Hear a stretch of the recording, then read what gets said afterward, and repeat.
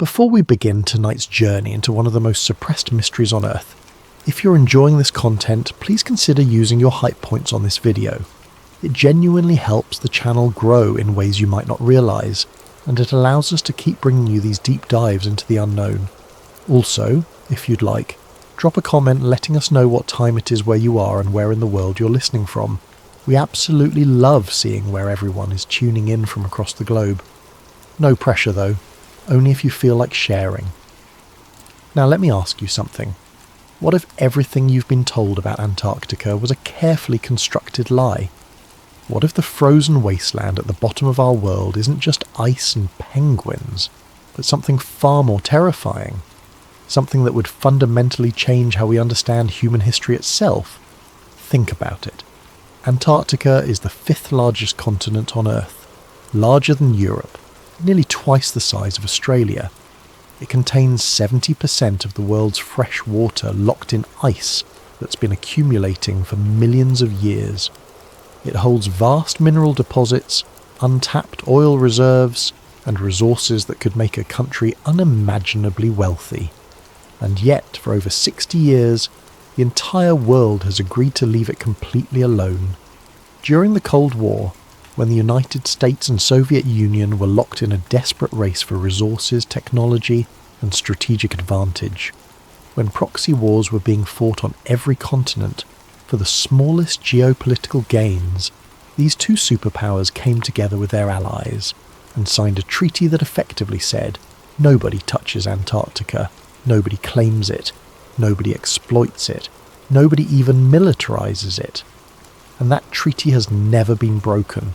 Not once, not by any nation, no matter how desperate for resources or strategic position. Doesn't that strike you as strange? Doesn't it make you wonder what could possibly be important enough to make enemies cooperate so completely? Tonight, we're going to talk about satellite images that shouldn't exist, government cover-ups spanning 8 decades, and a secret so profound that sworn enemies became allies to keep it buried under 2 miles of ice. We're going to follow the trail of 2 people who got too close to the truth and paid the ultimate price. This is the Ice Wall dossier, the satellite image that shouldn't exist, January of the year 2013. NASA's MODIS satellite passes over Queen Maud Land, Antarctica, as it does every few days, capturing thermal and visual data of the frozen continent below. The images are routine, processed by automated systems, filed away in massive databases that few people ever examine. But one person did examine them. Emily Vance was a geologist at the University of Colorado, specializing in glacial formations and subsurface imaging.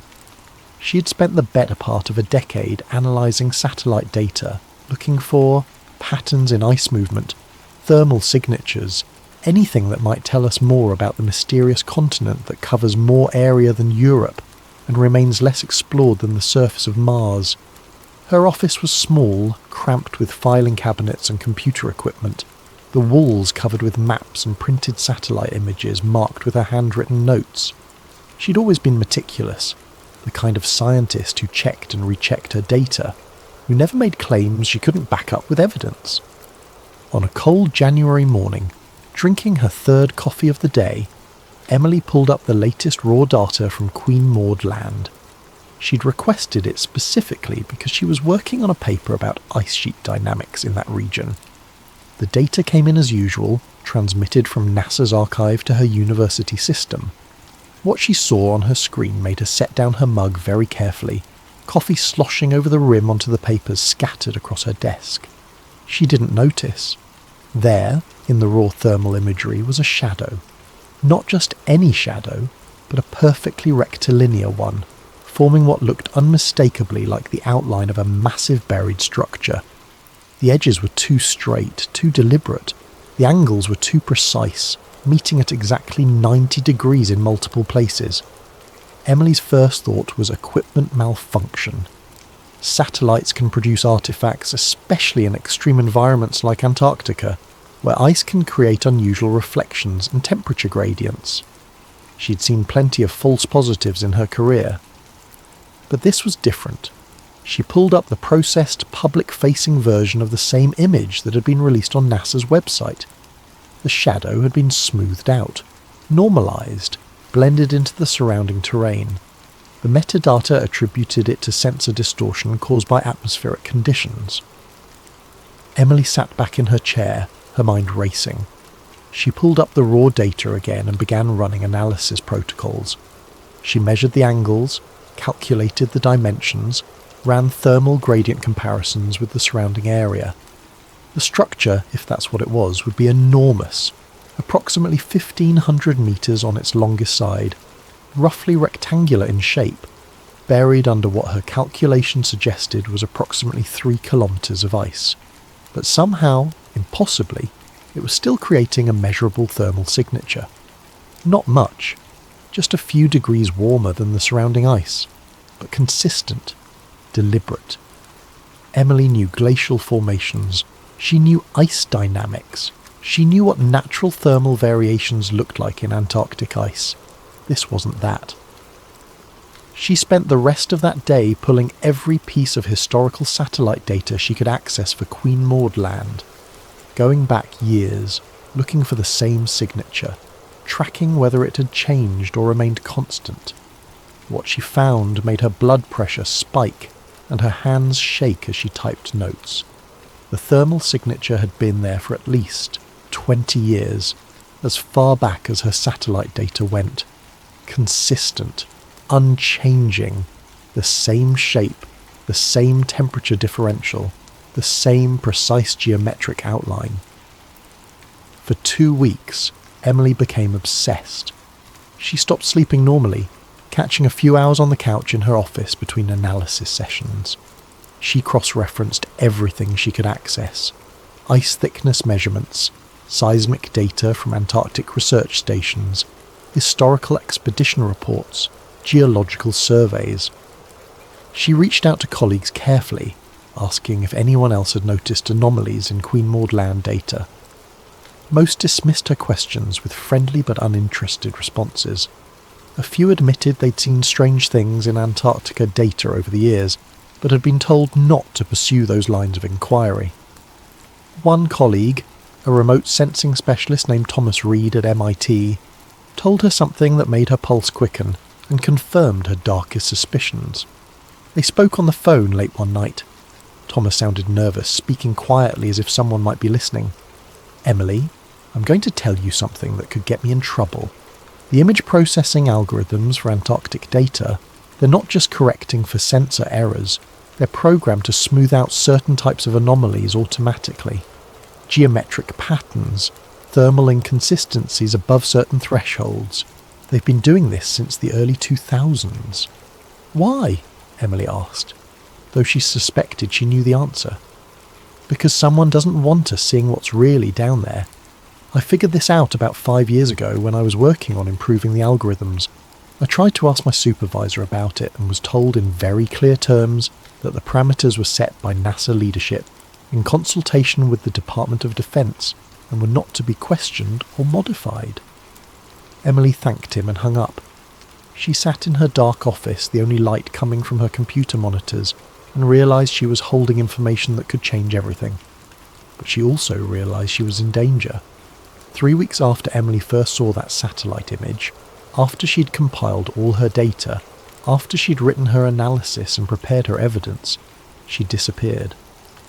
Her apartment was found neat and orderly, bed made, dishes washed and put away. Her car was in its assigned parking space in the underground garage. Her phone, when police tried to call it, went straight to voicemail. Her email showed no concerning messages, no signs of distress. The university filed a missing person report.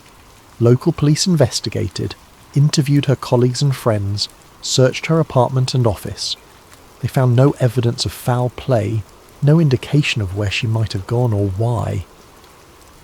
The detective assigned to the case told Emily's sister that sometimes people just needed to get away, to start over somewhere new. Maybe she'd been under stress. Maybe she'd met someone. Maybe she'd just decided to leave her old life behind.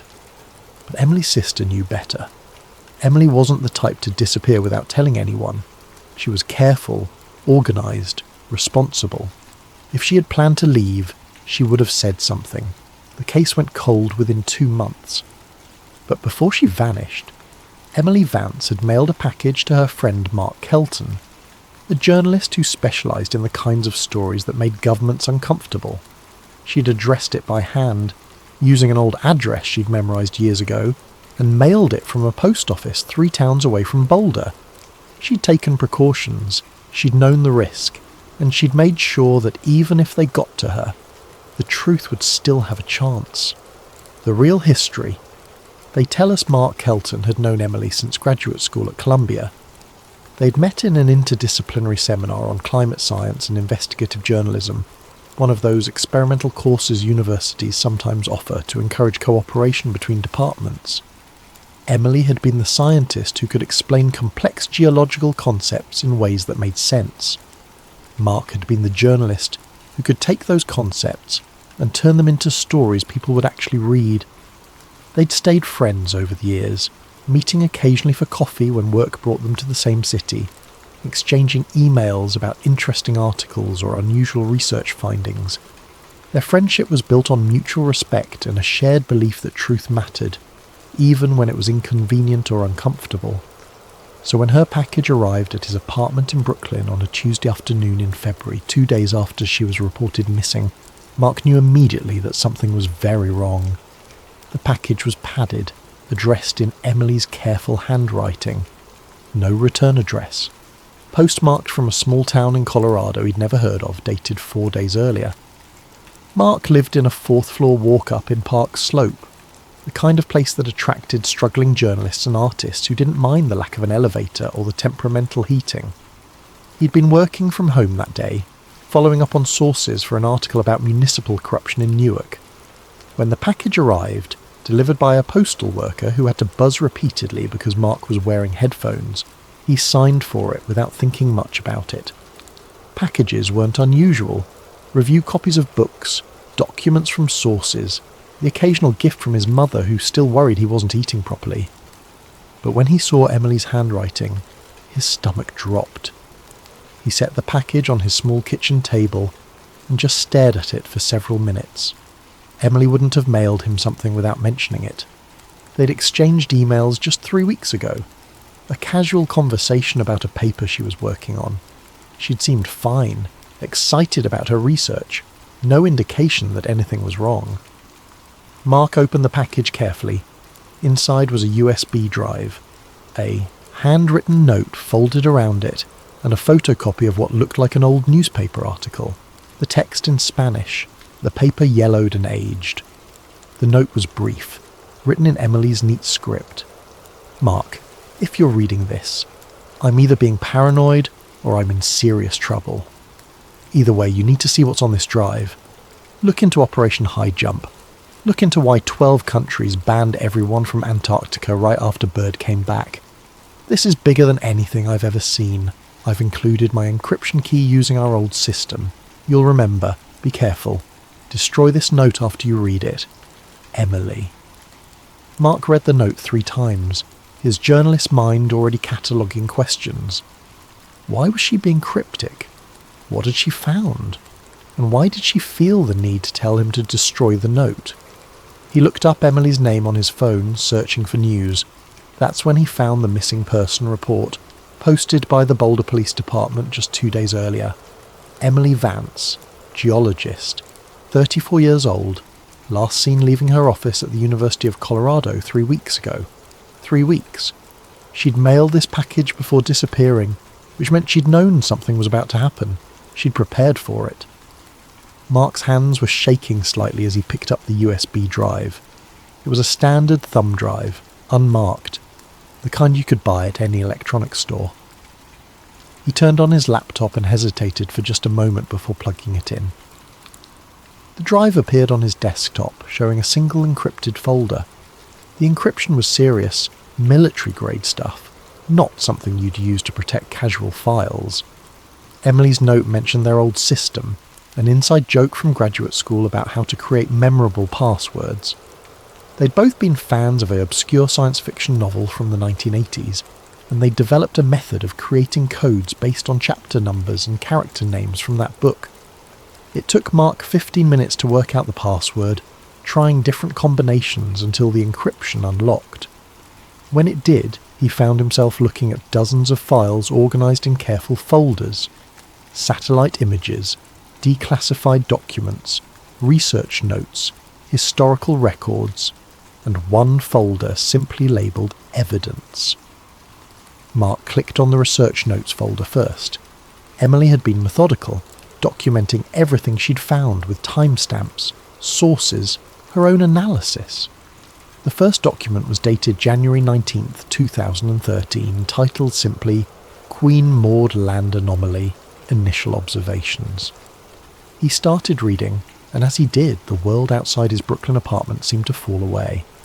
But first, he needed to understand the official story, the history everyone thinks they know. In August of 1946, just 1 year after the end of World War II, the United States Navy launched the largest expedition to Antarctica in history. Called Operation High Jump, it involved over 4,000 personnel, 13 ships including an aircraft carrier and a submarine, and numerous aircraft. The fleet included some of the Navy's most advanced vessels, fresh from victory in the Pacific. The official mission, as stated in Navy documents, was to establish a permanent US presence on the continent, conduct scientific research, and test equipment in extreme cold weather conditions. Personnel training for cold weather operations was listed as a secondary objective, presumably to prepare for potential conflicts in Arctic regions. On paper, it made sense. The world was entering the Cold War. The Arctic and Antarctic regions might become strategically important. Testing equipment and training personnel in polar conditions seemed like reasonable military planning. But the scale of the operation was unprecedented. No country had ever sent such a massive force to Antarctica. For comparison, most Antarctic expeditions of that era consisted of a few dozen people at most, a single ship, maybe a few aircraft for reconnaissance. Operation High Jump looked less like a research expedition and more like a military invasion. The operation was led by Rear Admiral Richard Byrd, already famous for his polar explorations. Byrd had flown over the North Pole in 1926 and over the South Pole in 1929. He was celebrated, trusted, the kind of man whose reports would be taken at face value by both the military and the public. The expedition departed Norfolk, Virginia in early December of 1946. They arrived in Antarctica in January of 1947, during the Antarctic summer when the weather was most favourable. The plan was to spend 6 to 8 months mapping the continent, establishing research stations, and conducting their various official objectives. But something went wrong. Operation High Jump was terminated abruptly in late February, after just 8 weeks in Antarctica.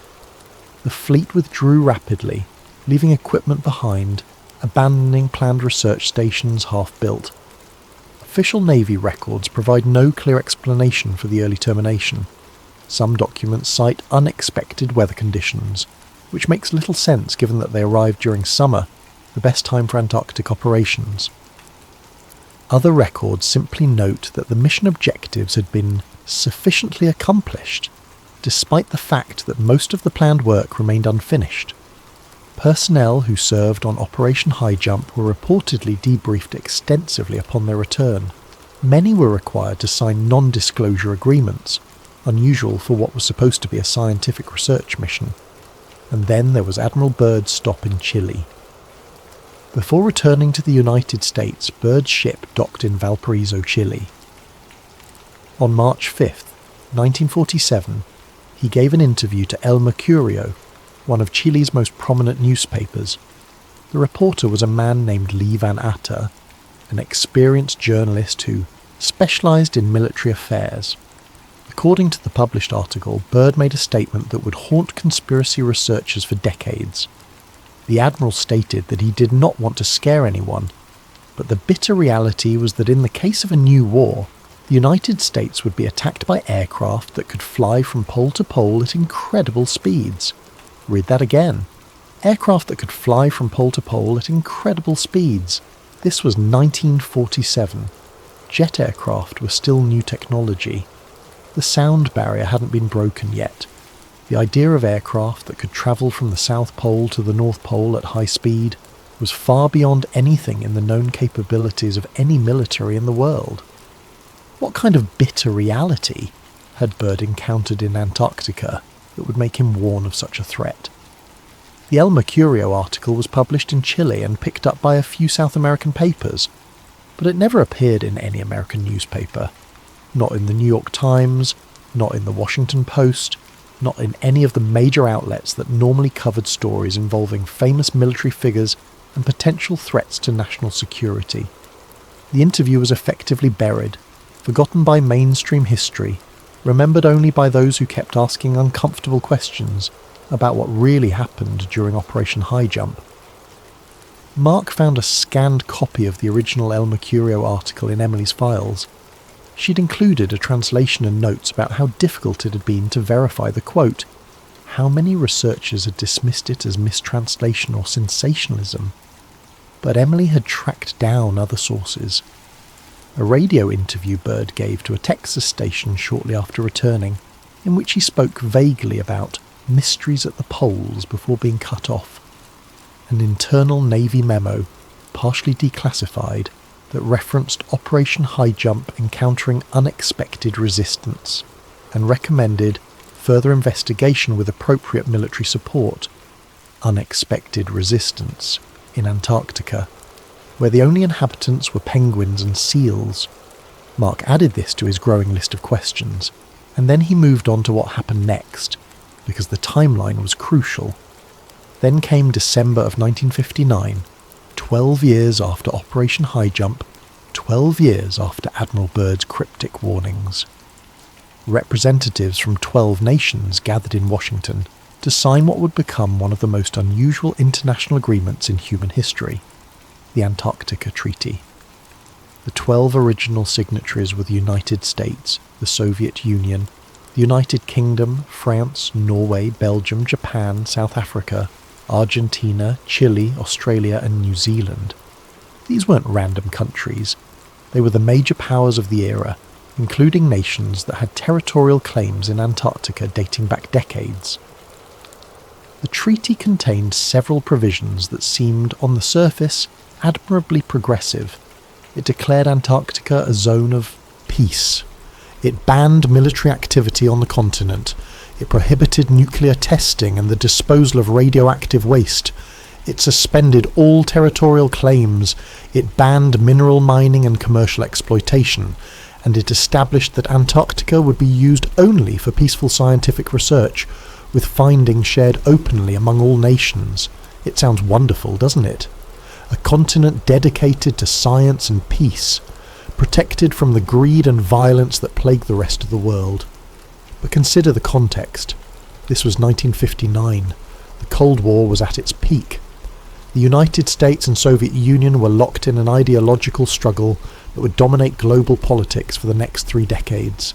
They maintained massive military forces aimed at each other. They competed viciously for influence in every corner of the globe. They built nuclear arsenals capable of destroying civilization multiple times over. These were nations that couldn't agree on anything. They fought proxy wars in Korea, in Vietnam, in Africa, in South America.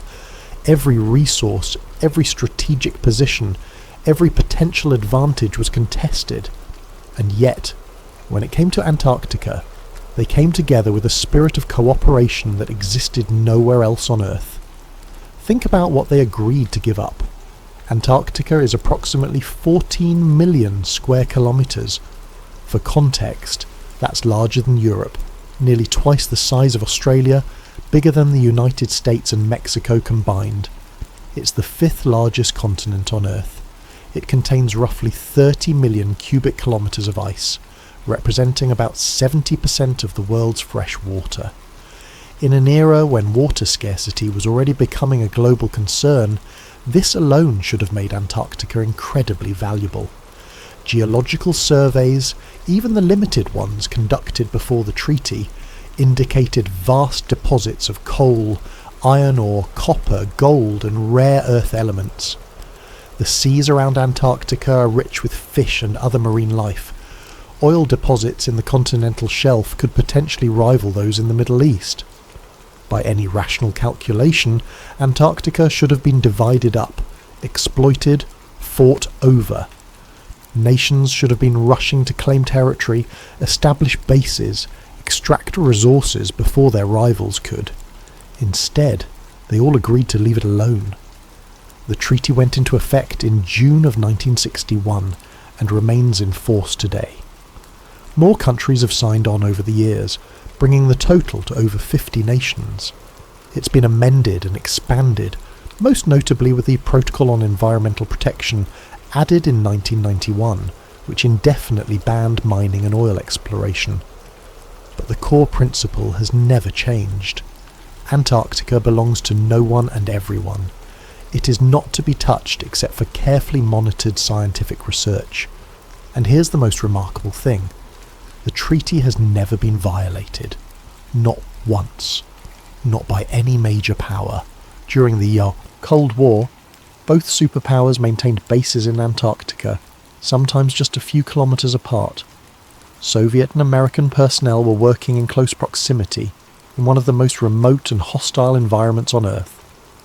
If either side had wanted to conduct secret military research, to test weapons, to hide nuclear materials, Antarctica would have been the perfect place. Isolated, difficult to monitor, far from prying eyes. But they didn't. Or if they did, both sides tacitly agreed never to call each other out on it. Mark found a declassified CIA memo from 1974 in Emily's files. It was an assessment of Soviet activities in Antarctica, analysing whether they were complying with the treaty. The conclusion was that, as far as intelligence could determine, the Soviets were conducting only legitimate scientific research. The memo noted this as unusual given Soviet behaviour in other international agreements and recommended continued monitoring. Emily had highlighted one line in particular. Soviet compliance with Antarctica treaty provisions exceeds their compliance with any other international agreement, including nuclear test ban treaties and weapons reduction protocols. Reason for this disparity remains unclear. Even the CIA, with all its resources and expertise in Soviet behaviour, couldn't understand why the Russians were so scrupulous about following the Antarctica Treaty, unless there was something in Antarctica that both sides wanted to keep hidden, something more important than strategic advantage or resource exploitation, something that made cooperation not just preferable, but absolutely necessary. Mark leaned back in his chair, rubbing his eyes. He'd been reading for hours, and the implications of what he was discovering were overwhelming. The official history of Antarctica made no sense when you actually examined it. The pieces didn't fit. The motivations were wrong. The behaviour of governments was inexplicable, unless you assumed they knew something they weren't telling anyone. Between 1955 and 1958, something called Operation Deep Freeze established permanent American bases on the continent. McMurdo Station, Byrd Station, Amundsen Scott South Pole Station. These weren't temporary research camps. They were permanent installations, built at enormous expense in some of the most inhospitable conditions on Earth. The official reason was scientific research, to study ice cores, climate patterns, the upper atmosphere. But construction crews who worked on these bases would later tell stories that didn't quite add up. Stories about being restricted from certain areas, about equipment being brought in that had nothing to do with weather stations or research labs, about sections of the bases that they weren't allowed to build that were constructed later by military personnel with high-level security clearance. Mark read through all of this, the official history, and started noting the things that didn't make sense. The questions that should have been asked but never were. Why did Operation High Jump end so abruptly? Why did Admiral Byrd talk about an enemy that could fly from pole to pole? Why did the entire world agree to leave Antarctica alone? And most importantly, why did Emily Vance disappear after seeing something in satellite data from Queen Maud Land? The answers, Mark would discover, were all connected, and they were all buried under the ice. The part they don't tell us Mark's investigation led him first to the Nazis, not because he wanted to wade into that particular conspiracy theory swamp, but because the evidence kept pointing there, and Emily's files contained information that was difficult to dismiss.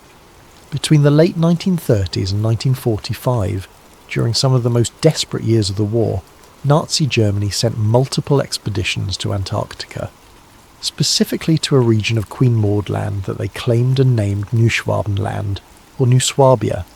This isn't disputed history. The photographs exist in German archives, in Norwegian collections, in museums that document the era.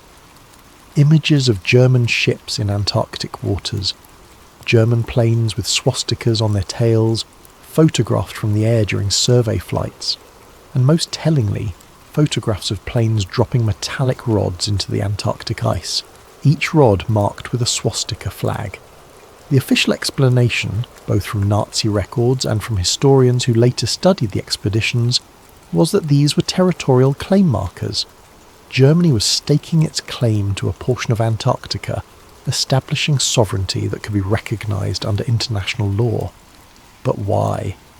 Germany in the late 1930s was preparing for war. Resources were being mobilised, the military was expanding, every ship, every plane, every kilogram of fuel and metal was precious. The Nazi regime was building tanks and submarines and fighter aircraft as fast as their factories could produce them. Yet they diverted significant resources, repeatedly, to send expeditions to one of the most remote and hostile places on Earth.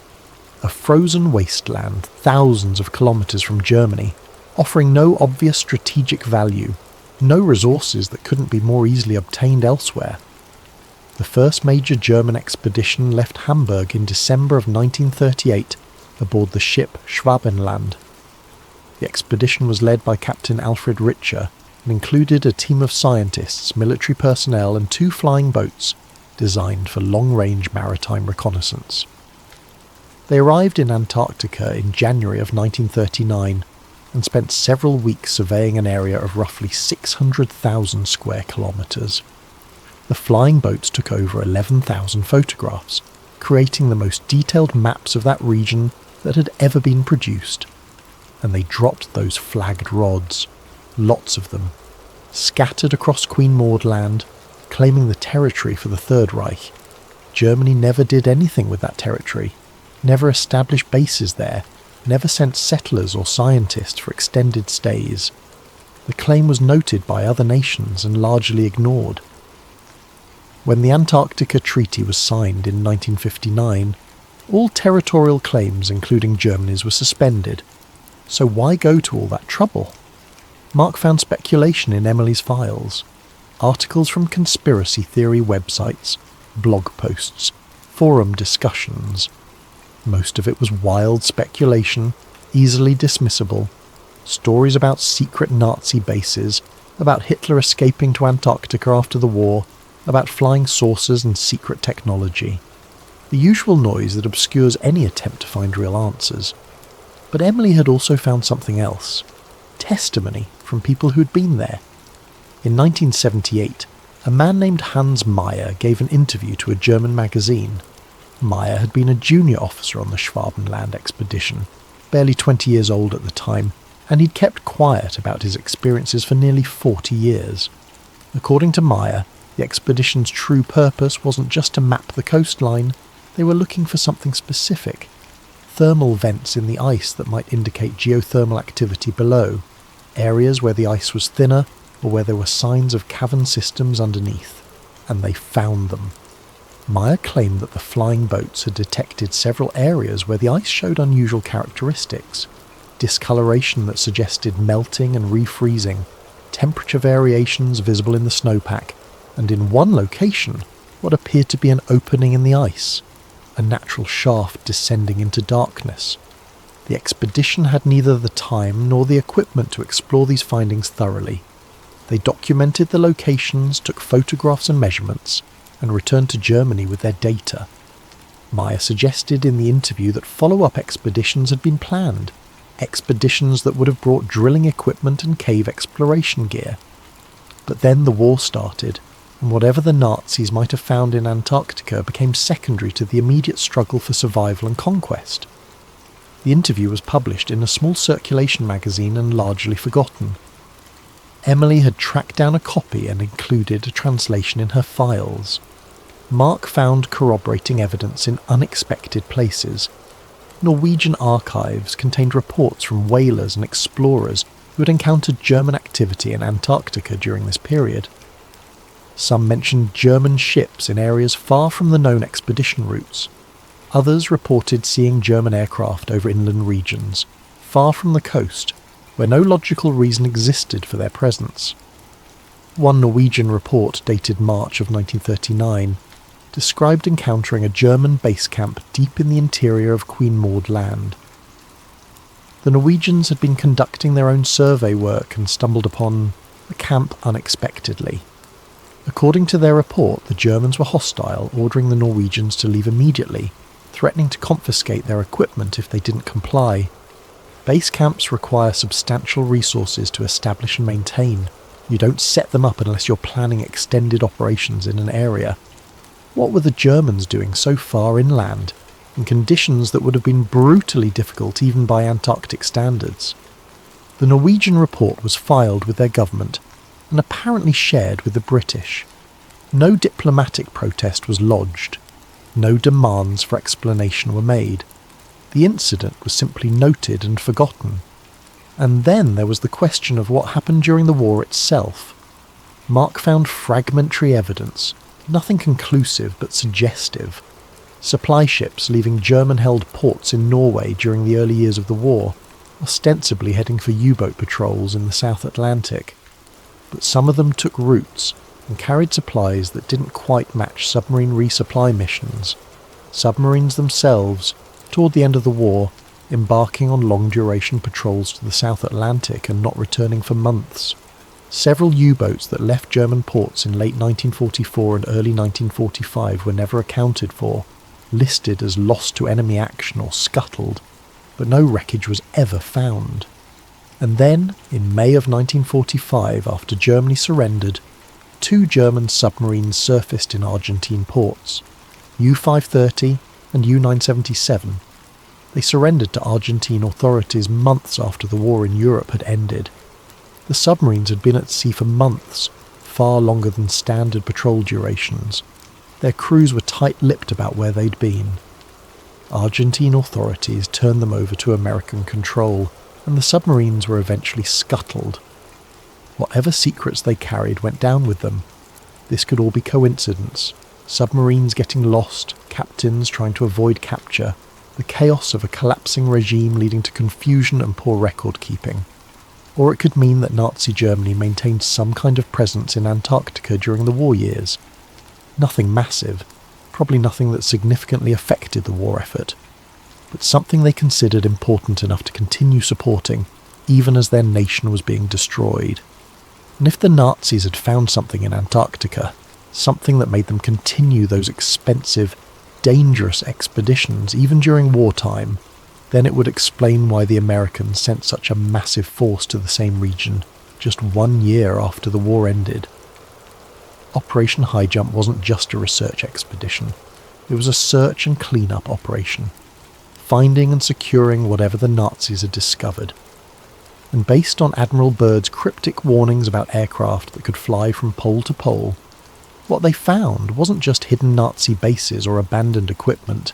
They found something much worse. Mark dug deeper into the timeline. Operation High Jump ended in February 1947. The Roswell incident occurred in July of that same year. The Air Force became an independent branch of the military in September, and Project Sign, the first official Air Force investigation into unidentified flying objects, began in 1948. The National Security Act was passed in 1947, creating the CIA. A lot of things changed in 1947, right after Byrd came back from Antarctica. But the most interesting thing Mark found was in Project Blue Book, the Air Force's official investigation into UFO sightings from 1952 to 1969. Blue Book collected reports from all over the world.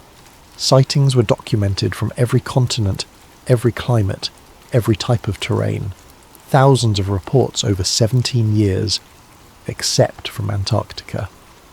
Not a single Blue Book entry comes from Antarctica, not one report from any of the research stations, from any of the pilots flying over the continent, from any of the support personnel stationed there. For a period when UFO sightings were being reported globally with increasing frequency, the complete absence of any reports from Antarctica is statistically impossible, unless those reports existed but were filed somewhere else. Mark found a taped interview from 1978 with a former Blue Book archivist named James Harder. In it, Harder says something that would become crucial to Mark's investigation. We weren't allowed to file polar sightings. They went somewhere else, separate chain of custody. I asked about it once and was told in no uncertain terms to never ask again. Somewhere else. A separate program, more classified than Blue Book, specifically for Antarctic incidents. Mark started to realise that the cover-up wasn't just about one expedition or one discovery.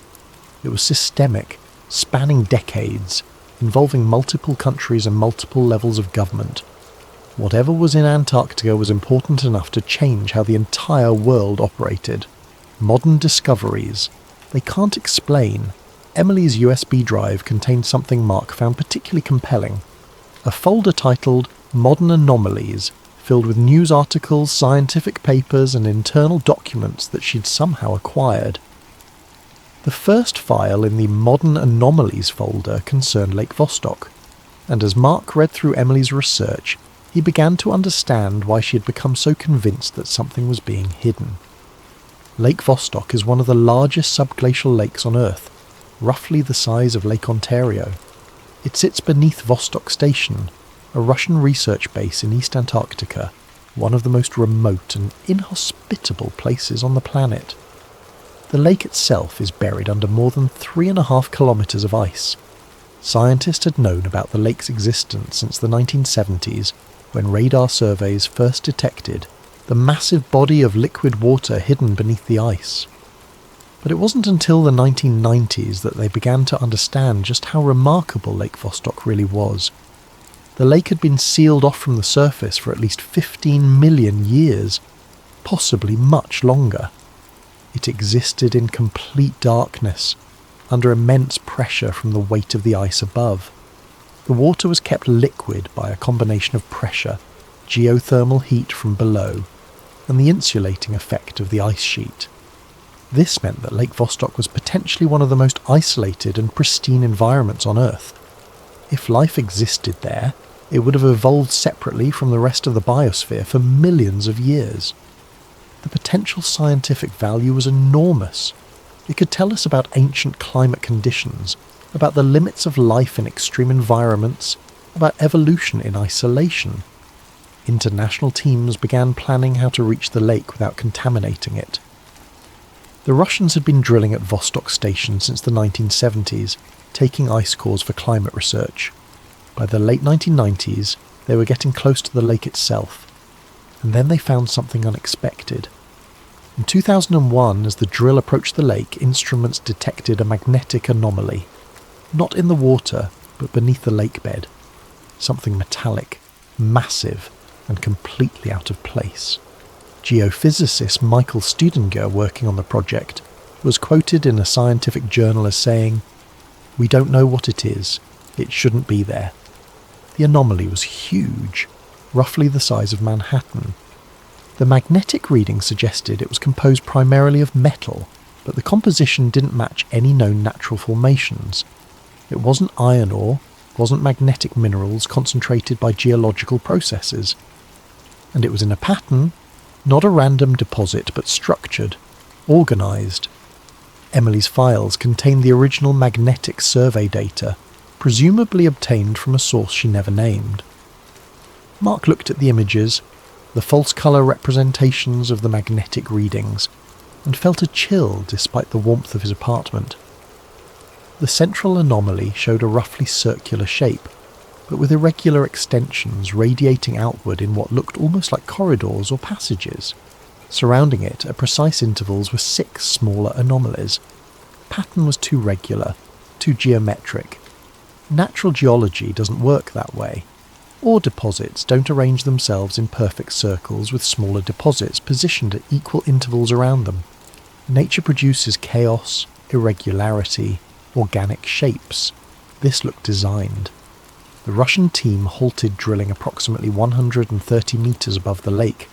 Officially, this was to avoid contamination, to give time to develop better procedures for breaching the lake without introducing surface microbes. But drilling never resumed. The project was abandoned. The site was closed.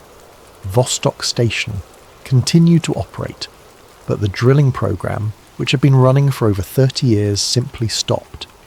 Emily had found communications between American and European scientists urging the Russians to continue. The potential discoveries were too important. New sterilization techniques had been developed. The risk of contamination could be managed, but the Russian Academy of Sciences refused, and according to one intercepted communication that Emily had somehow acquired, they did so under direct pressure from the Kremlin, which had itself been pressured by the US State Department. Mark found a memo from the National Science Foundation, partially redacted, discussing the Vostok situation. The visible portions referenced strategic considerations and international security concerns, and recommended that American scientists cease publicly advocating for continued drilling. Strategic considerations for a lake that had been isolated for millions of years. What strategic concerns could possibly apply? Unless someone knew what was down there, and knew that reaching it would be dangerous. Not scientifically dangerous, not environmentally risky, but dangerous in ways that justified high-level government intervention. Emily had included a timeline in her notes. The magnetic anomaly was detected in 2001. By 2003, all discussion of drilling to the lake had ceased in official scientific publications. By 2005, funding for the Vostok drilling project had been officially terminated. And then, in 2012, the Russians announced they had reached the lake after all. A brief media celebration, claims of scientific achievement, promises of discoveries to come, but no discoveries were ever announced. No papers published about what they'd found. The Russian team released a statement saying the water samples had been contaminated during extraction and were useless for analysis. Mark didn't buy it. Neither had Emily. Drilling teams don't work for over 3 decades to reach a unique environment and then contaminate their first samples through careless handling. These were experienced scientists and engineers. They would have taken every precaution. More likely, they found something in those samples. Something that made them realise the lake was better left unexplored. Or something that confirmed what the magnetic surveys had suggested.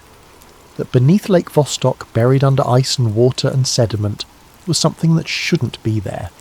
Something that called into question everything we thought we knew about our planet's history. The second file concerned the Pyramid Mountains. In 2012, satellite imagery of the Ellsworth Range in Antarctica went viral on conspiracy theory websites. The images showed 3 mountain peaks arranged in a nearly perfect line, each one pyramid-shaped, with smooth faces and sharp angles. Government geologists quickly released statements calling them natural formations, weathered by wind and ice into coincidentally pyramid-like shapes. But independent researchers ran the numbers. The alignment was too precise, the angles too similar. The probability of 3 mountains weathering into identical pyramid shapes and arranging themselves in a perfect line was astronomically low. Emily had included thermal scans of the area. The Pyramid Mountains showed different heat signatures than the surrounding peaks. Not dramatically different, but measurable. Enough to suggest that they were either composed of different material, or there was something beneath them generating trace amounts of heat. The third file was the one that made Mark's hands shake as he read it. November 8th, 2016. Election Day in the United States. One of the most contentious, watched, and important political days in modern American history. On that day, Secretary of State John Kerry got on a plane and flew to Antarctica. The trip was sudden and unexpected. Kerry's public schedule had shown him in New Zealand, attending conferences on environmental policy. But on November 8th, he diverted to McMurdo Station. The official explanation, given days later, was that Kerry wanted to see the effects of climate change firsthand and meet with scientists studying ice loss on Election Day. During a race that could determine the future of American climate policy, instead of being in Washington or appearing on news programs or making calls to key states, the Secretary of State was at McMurdo Station. Mark found the internal travel logs. Emily had gotten them from a source she never named, someone inside the State Department who apparently trusted her enough to leak classified itineraries. Kerry didn't just visit McMurdo Station. His team travelled to the Dry Valleys, a region of Antarctica so arid that no ice or snow accumulates, and then they travelled to a third location, listed only as Ross Ice Shelf Restricted Zone 7. There was no public information about Restricted Zone 7, no scientific papers mentioned it, no photographs existed. It was a blank spot, administratively existing but practically invisible. What could be important enough to pull a Secretary of State away from his duties on one of the most important days in American politics? Mark added this to the growing list of questions that shouldn't have answers, but clearly did. The journalist who finds the thread for 3 months. Mark Kelton pursued the story carefully. He was a good journalist, and good journalists know when they're chasing something that could get them killed. Emily's disappearance had taught him that. He reached out to sources carefully, never revealing the full scope of what he knew. He filed Freedom of Information Act requests for documents that seemed tangentially related, hoping to find breadcrumbs that might lead somewhere useful. Most of his requests were denied or returned so heavily, redacted as to be useless. But a few came back with information that helped him piece together the larger picture. One document, a declassified internal memo from the United States Antarctic Research Program, dated 1983, mentioned something called ancient thermal cavities and subglacial habitability protocols. The memo was 3 pages long, but 2.5 of those pages were blacked out. What remained was tantalizing and terrifying. The visible text read, "Following survey results from Mount Erebus excavation, recommend implementation of Quarantine Protocol 12 for all future subsurface exploration. Temperature measurements consistent with engineered heat sources. Further investigation suspended per international agreement. Engineered heat sources. Not geothermal, not volcanic. Engineered." Mark spent weeks trying to find more information about what happened at Mount Erebus, the active volcano in Antarctica, in the early 1980s. He found scattered references to American and New Zealand teams conducting research there, but nothing about excavations or discoveries or anything being sealed off. Until he found a retired geologist named Patricia Winters, who had worked on the Mount Erebus project in 1982. They met in a coffee shop in Seattle. Patricia was in her 70s now, retired from the University of Washington, and initially reluctant to talk. But Mark had learned how to earn trust, and after their second meeting she started to open up. "We found caves," Patricia told him, her voice quiet. 3 of them, leading down into the rock beneath the volcano. The temperature inside was wrong, too warm, even accounting for geothermal activity, and the walls, they were too smooth in places, not carved, not natural erosion, something else. "What happened?" Mark asked. "Military showed up, said we were done, sealed the caves with explosives and concrete. We were told to sign non-disclosure agreements and never talk about what we'd seen. Most of us complied. What choice did we have?" "But you're telling me now?" Patricia looked out the window at the Seattle rain. "I'm old. I've kept this secret for over 30 years. Emily Vance's disappearance was in the news. I recognised her name from the Antarctic research community. If they're disappearing people, if they're still covering this up, maybe it's time someone knew the truth." She leaned forward. "Those caves weren't natural, Mark, and whatever heated them wasn't from our world." The missing Norwegian expedition. Mark's investigation kept leading him back to 1959, the year the Antarctica Treaty was signed. It was clearly a pivotal year. the moment when the world decided collectively to lock down the continent. What happened that year to prompt such an unprecedented agreement? He found the answer in a nearly forgotten incident that had been reported briefly at the time, and then vanished from public discussion. In June of 1959, a Norwegian research expedition of 8 scientists and support personnel travelled to Queen Maud Land to study ice cores and glacial movement. They were experienced, well-equipped, and supported by the Norwegian Polar Institute. After 3 weeks of radio silence, which wasn't unusual given the remote location and unreliable communications of the era, the Norwegian government requested an international search effort. The Americans, the British and the Soviets all sent search teams. They found the Norwegians' base camp intact. Equipment was in place, supplies were untouched, the radio was functional, but the 8 team members had vanished. No bodies, no signs of struggle, no indication of where they had gone or what had happened to them. The search teams found only one thing: a recording on the base camp's logging tape, a voice note that was part of their daily documentation routine. The recording, made by expedition leader Harold Svensson, said, "We found the opening. It's real." And then nothing. The tape recorder had continued running for several more hours, capturing only ambient wind and the occasional crack of shifting ice. The Norwegian government filed an official inquiry. It went nowhere. The incident was classified as an unexplained disappearance, attributed to the harsh Antarctic conditions, though this explanation made no sense given the state of the camp. Not a single country demanded further investigation. The incident was quietly forgotten. 6 months later, those same countries signed the Antarctica Treaty. Mark found this pattern again and again. Something would happen in Antarctica, something that should have sparked international outrage or at least curiosity, and instead there would be silence. Coordinated, deliberate silence. The Soviet defector.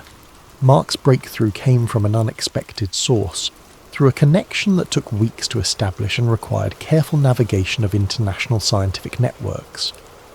Through a contact at a Russian scientific journal, a researcher who had published some of Emily's work years earlier, he learned about Anatoly Semyonov, a retired geologist who had worked at Vostok Station during the early 1980s, during some of the first deep drilling operations, before the project became heavily restricted and classified.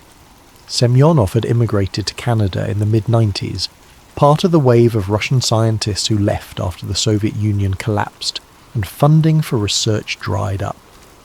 He was living quietly in Vancouver, working part-time as a consultant for mining companies, keeping his head down, staying out of the spotlight. It took Mark a month to track him down. Phone numbers that didn't work, addresses that led to empty apartments, false starts and dead ends. But Mark had learned patience during this investigation, and eventually he found the right connection through a mining company in British Columbia that had employed Semyonov as a geological consultant. The first phone call was brief. Anatoly was suspicious, guarded, unwilling to discuss his time in Antarctica. Mark explained that he was investigating the disappearance of a friend, that he had evidence suggesting Antarctic research was connected to her vanishing. He didn't push. He simply asked if they could meet just to talk. 3 days later, Anatoly called back and agreed to meet. They met at Anatoly's apartment, a small place in East Vancouver with a view of the harbour. The apartment was neat, sparse, the home of someone who had learned to live with very little. Books lined one wall, most in Russian, some in English. Scientific journals, geological surveys, the tools of a man who still loved the work even if he no longer did it professionally. Anatoly was in his 70s, thin and weathered, with the look of someone who had spent years in harsh conditions. His English was heavily accented but clear, precise in the way of scientists who had learned the language for their work. When Mark arrived, Anatoly made tea using an old samovar, a piece of Russia he'd brought with him across the world. They sat at a small table by the window, and for the first few minutes they talked about nothing important. The weather, Vancouver, the differences between Canadian and Russian winter. Then Anatoly studied Mark for a long time. his eyes sharp despite his age, evaluating. "You look like someone who has seen the documents but doesn't yet believe them," Anatoly said finally. "This is good. Skepticism keeps you alive. But you're here, which means part of you already knows the truth. You just need someone to confirm it." "What can you tell me about the Vostok anomaly?" Mark asked.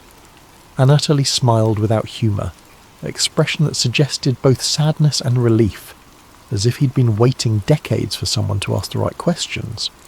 "Which one? There are 7. This stopped Mark cold. Everything he'd read, everything in Emily's files had only mentioned the single large anomaly detected in 2001. The Manhattan-sized magnetic signature that had made headlines in scientific circles before being quietly forgotten.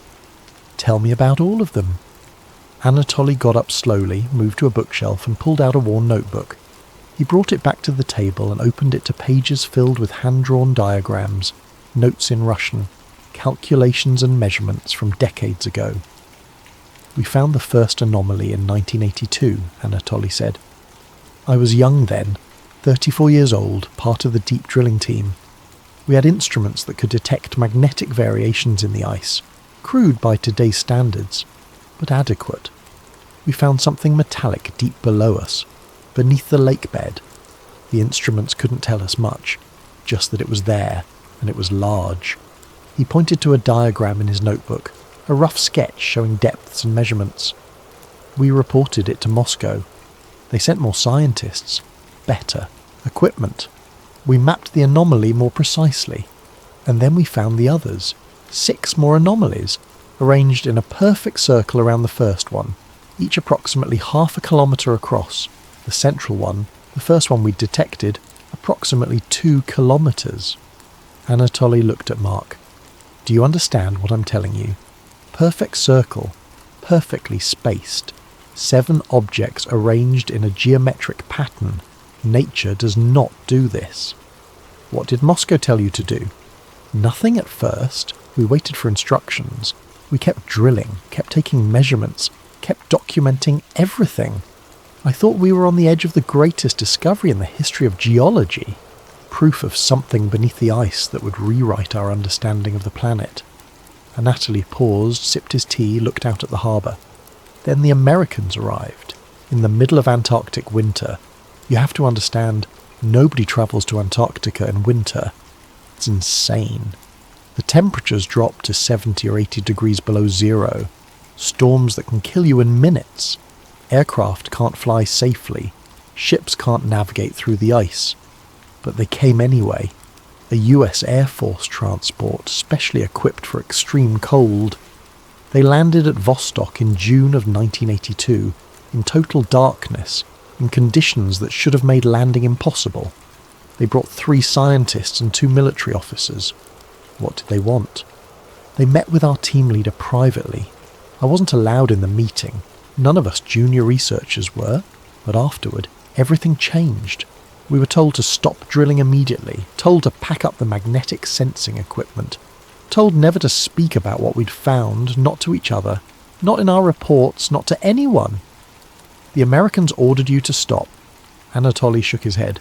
"No, Moscow ordered us to stop, but they ordered us because the Americans asked them to. This was 1982, height of the Cold War. We were not friends. We were enemies, pointing nuclear weapons at each other, fighting proxy wars around the world. American and Soviet scientists sometimes cooperated on research, but having the US military show up at a Soviet base and make demands, that should have caused a diplomatic incident, maybe worse. But it didn't. No, Moscow complied immediately, and over the next few weeks I understood why.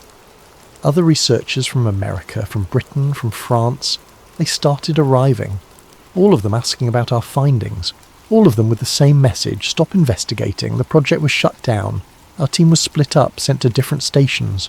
We were all made to sign papers promising never to discuss what we'd found." Mark leaned forward. "What do you think is down there?" Anatoly opened his notebook to another page, showed Mark a more detailed diagram of the 7 anomalies. Pattern was unmistakable. a central object surrounded by 6 others in a perfect hexagonal arrangement. The anomalies are metal. We analysed the magnetic signatures as precisely as our equipment allowed. The composition doesn't match anything in our databases of Earth minerals. Not iron, not nickel, not any combination of elements we know. And the pattern, the geometry, it's deliberate. This is not a natural formation. This is not ore deposits. This is a structure. How old? We took ice cores from directly above the central anomaly. The ice at that depth is ancient, over 1 million years old. Whatever is down there has been buried for at least that long, possibly much longer. The lake bed itself shows sediment layers suggesting the objects have been there for millions of years. Anatoly closed his notebook, held it for a moment as if weighing whether to continue. In 1985, I was reassigned to a different station, but before I left Vostok I spoke with the team leader who had met with the Americans. He was drunk, which was not unusual at Vostok. The isolation, the darkness, it made men drink. He told me something I have never forgotten. What did he say? He said the Americans brought photographs, satellite images from other parts of Antarctica, images showing similar magnetic anomalies, more circles, more geometric patterns. He said there are dozens of these sites across the continent, maybe more, all buried under ice, all carefully hidden, and he said the Americans told him that world governments had agreed in 1959, when they signed the Antarctica Treaty, that these sites would never be disturbed, never investigated, never revealed to the public. Anatoly looked at Mark with eyes that held decades of kept secrets, of knowledge that had eaten away at him all these years. "Why are you telling me this now?" Mark asked. "Because I'm dying. Cancer. Doctors say 6 months, maybe less. I've carried this secret my whole life. Kept quiet because I was afraid, because I had a family, because I wanted to live out my years in peace. But your friend, this woman who disappeared, if they killed her for getting too close to the truth, then the time for silence is over. What do you think is down there? Really?" Anatoly was quiet for a long moment, choosing his words carefully. "I think we are children playing in a house built by someone else. We've convinced ourselves that we built this house, that we're the first to live here. But the real architects left evidence of their work buried in the foundation. And that evidence terrifies those in power, because it means everything we've been told about human history, about being the first civilization on Earth, about our place in the cosmos, all of it might be a lie." He tapped the notebook. "The pattern under Vostok, those 7 objects in perfect geometric arrangement, they're not alone. According to what the Americans told my team leader, the entire continent is dotted with similar sites. Some small, some massive, all buried, all ancient, all suggesting that something built structures on Antarctica before the ice came, something that wasn't human." Mark felt the familiar chill, the vertigo of standing at the edge of something vast and unknowable. "Will you let me copy your notes?" he asked. Anatoly smiled sadly. "I was hoping you would ask. I made copies for you already." He reached under the table and pulled out a folder, handed it to Mark. Inside were photocopies of his notebook pages, decades of observations and measurements, preserved in the meticulous handwriting of a scientist who knew he was documenting something world-changing. "Be careful," Anatoly said. "Whatever is buried under Antarctica, governments have spent decades keeping it secret. They have killed to protect this secret. Your friend learned that. Don't let her death be meaningless." Mark left Vancouver with Anatoly's notes, understanding that he now held evidence that could change everything. But evidence was useless if no one would listen. Evidence could be dismissed, debunked, hidden again. He needed to find the actual sites. He needed proof that couldn't be denied, and that meant going to Antarctica himself. The Queen moored land architecture. Armed with Anatoly's information and Emily's files, Mark spent months analysing everything he could find about Queen moored land. The region was roughly the size of Spain, claimed by Norway but never developed, never exploited despite its potential resources. Why? He found his answer in ground-penetrating radar data from a Norwegian survey conducted in 2007.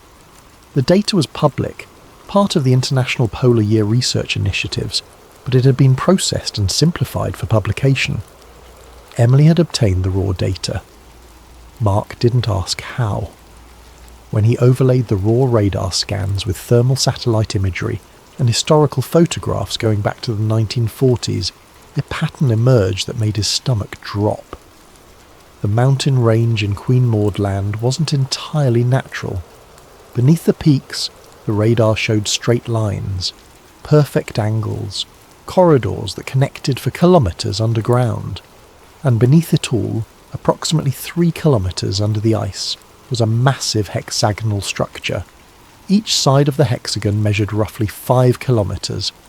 Perfect geometry, too precise to be natural formation. Natural geological processes don't create hexagons. Wind erosion, water flow, tectonic pressure, all of these create organic, irregular shapes. Nature abhors straight lines and loves chaos. But here, buried under millions of tons of ice, preserved in the frozen darkness for potentially thousands or millions of years, was architecture. Mark created a 3-dimensional model using the data, plotting the structure in relation to the surface features above it. The hexagon sat at the centre of the mountain range, perfectly positioned. The caves and thermal anomalies that various teams had discovered over the decades all connected to it, forming a network that radiated outward like spokes on a wheel. This wasn't a random discovery. This was a complex, planned structure, and someone had known about it, or at least suspected it, since at least the 1940s, since Admiral Byrd, since the Nazis. Emily's final note. Mark had been through Emily's files dozens of times, but he decided to do a forensic analysis of her laptop's hard drive, searching for anything she might have written and deleted, any fragments of information that might have been automatically saved. In the temporary files folder, he found an email draft that had never been sent. It had been auto-saved by her email program the day before she disappeared. The recipient field was blank. She'd been writing it, but hadn't decided who to send it to yet. Or maybe she realised before finishing that sending it would be dangerous. The email read, "I don't know who I can trust with this information, but I can't keep it to myself anymore. The satellite data is conclusive. There's something under the ice in Queen Maud Land. Something massive. And it's not natural. I've cross-referenced everything I can find. The thermal signatures, the geometric patterns, the historical expeditions. They all point to the same conclusion. It's not human. Whatever built this came long before us. Long before any civilization we have records of. And the world governments have known about it since at least the 1940s. That's what Operation High Jump was really about. That's why the Antarctica Treaty exists. That's why no one is allowed to explore freely. They're not protecting resources. They're protecting a secret. The secret that we weren't first. I'm going to release this. I have to. This is too important to keep hidden. But I need to be careful. I need to make sure the data gets to enough people that they can't suppress it all. If you're reading this and I'm not around to explain it further, please follow the evidence. It's all there. You just have to be willing to see it." The email ended there, incomplete, unsent. Mark saved a copy and encrypted it, along with everything else he'd gathered. He created multiple backups and distributed them to people he trusted, with instructions to release everything if anything happened to him. He was getting close to something. He could feel it. And he suspected that feeling was exactly what Emily had felt in those last days before she vanished. The greatest secret treaty never declared. The final piece of Mark's investigation came from an unlikely source, a retired State Department official named Margaret Chen, who had worked in the Bureau of Oceans and International Environmental and Scientific Affairs during the Reagan administration. Margaret reached out to Mark after reading one of his carefully worded articles about Antarctic anomalies in an online investigative journalism platform. She said she had information that might interest him. They met in Washington, in a public place. Busy. Restaurant, midday crowd. Margaret was in her 80s, sharp-minded and direct. "You're asking the right questions," she told Mark, "but you're not going to find official documentation of what you're looking for. It doesn't exist in any archive or filing system." "What am I looking for?" "Protocol 12. Though it's never been called that officially. There's no treaty text, no signed document, no memorandum of understanding. It's an arrangement between the major powers, an understanding that gets passed down from one administration to the next, one government to the next." "What does Protocol 12 say?" Margaret leaned back in her chair. "I only know what I was told when I was read into certain Antarctic oversight responsibilities. The protocol has one purpose: prevent disturbance of subsurface structures, full suppression of all anomalies, absolute denial of anything that doesn't fit the official narrative. Why? I was never told why, just that it was essential to global stability. That knowledge of what's under the ice could destabilize governments, religions, our entire understanding of human history. That it was better to keep it buried. What is under the ice? I don't know the details. I only handled diplomatic coordination, making sure all parties stayed committed to the arrangement. But I can tell you this. Every major government knows something is there. They've all agreed to keep it secret, and they've all agreed that anyone who threatens to reveal the secret becomes a problem that needs to be solved." Margaret looked at Mark with something like pity. "You should stop. Whatever you think you're going to accomplish by exposing this, it's not worth your life." But Mark had gone too far to stop now. Emily deserved justice, or at least the truth. And if what he suspected was real, humanity deserved to know. The final revelation. In June of 2021, Mark Kelton flew to Chile. He had arranged, through carefully cultivated contacts, to join a private expedition to Antarctica launching from Punta Arenas. Not a government operation, not affiliated with any official research program. A wealthy entrepreneur who wanted to see the continent and had the money to make it happen. Mark planned to use the cover of this expedition to reach Queen Maud Land. He had GPS coordinates from Emily's files, locations where the thermal signatures were strongest, where the structure beneath the ice came closest to the surface. He didn't tell anyone exactly what he was planning, but he had prepared. He had distributed his files. He had written detailed instructions for publication if he didn't return. Mark checked into a hotel in Punta Arenas on June 15th. He met with his expedition contact on June 16th. On June 17th, he disappeared. His room was empty. His belongings were gone. Hotel staff said he had checked out normally, but there was no record of him boarding any flight or ship. His credit cards stopped being used. His phone went dead. Mark Kelton vanished as completely as Emily Vance had, but Mark had taken precautions. A week after his disappearance, his younger brother Alex received a package. It had been mailed from Punta Arenas on June 16th, the day before Mark vanished. Inside was a notebook filled with Mark's handwriting, observations, theories, names and dates, and on the last pages, something else. GPS coordinates, precise locations in Queen Maud Land, a warning written in Mark's neat script.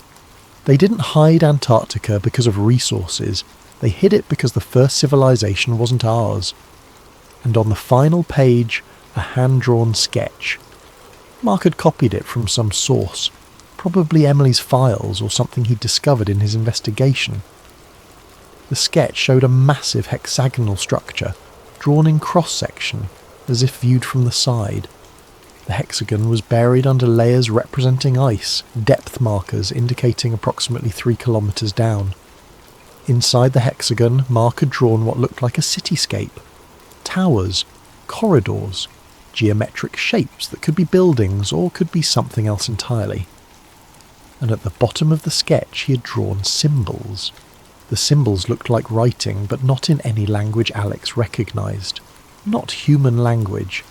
The characters were too angular, too precise, mathematical almost.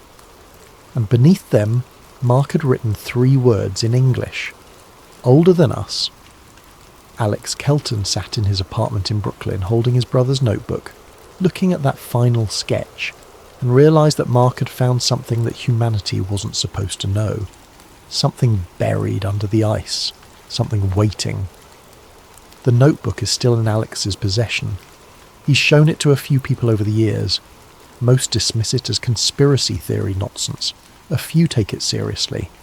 None have succeeded in mounting an expedition to verify the coordinates, and in Antarctica, beneath 2 miles of ice, in the frozen darkness of Queen Maud Land, the hexagonal structure remains, untouched, unexplored, hidden, waiting for the day when the ice finally melts, or when humanity finally develops the courage to confront what lies beneath.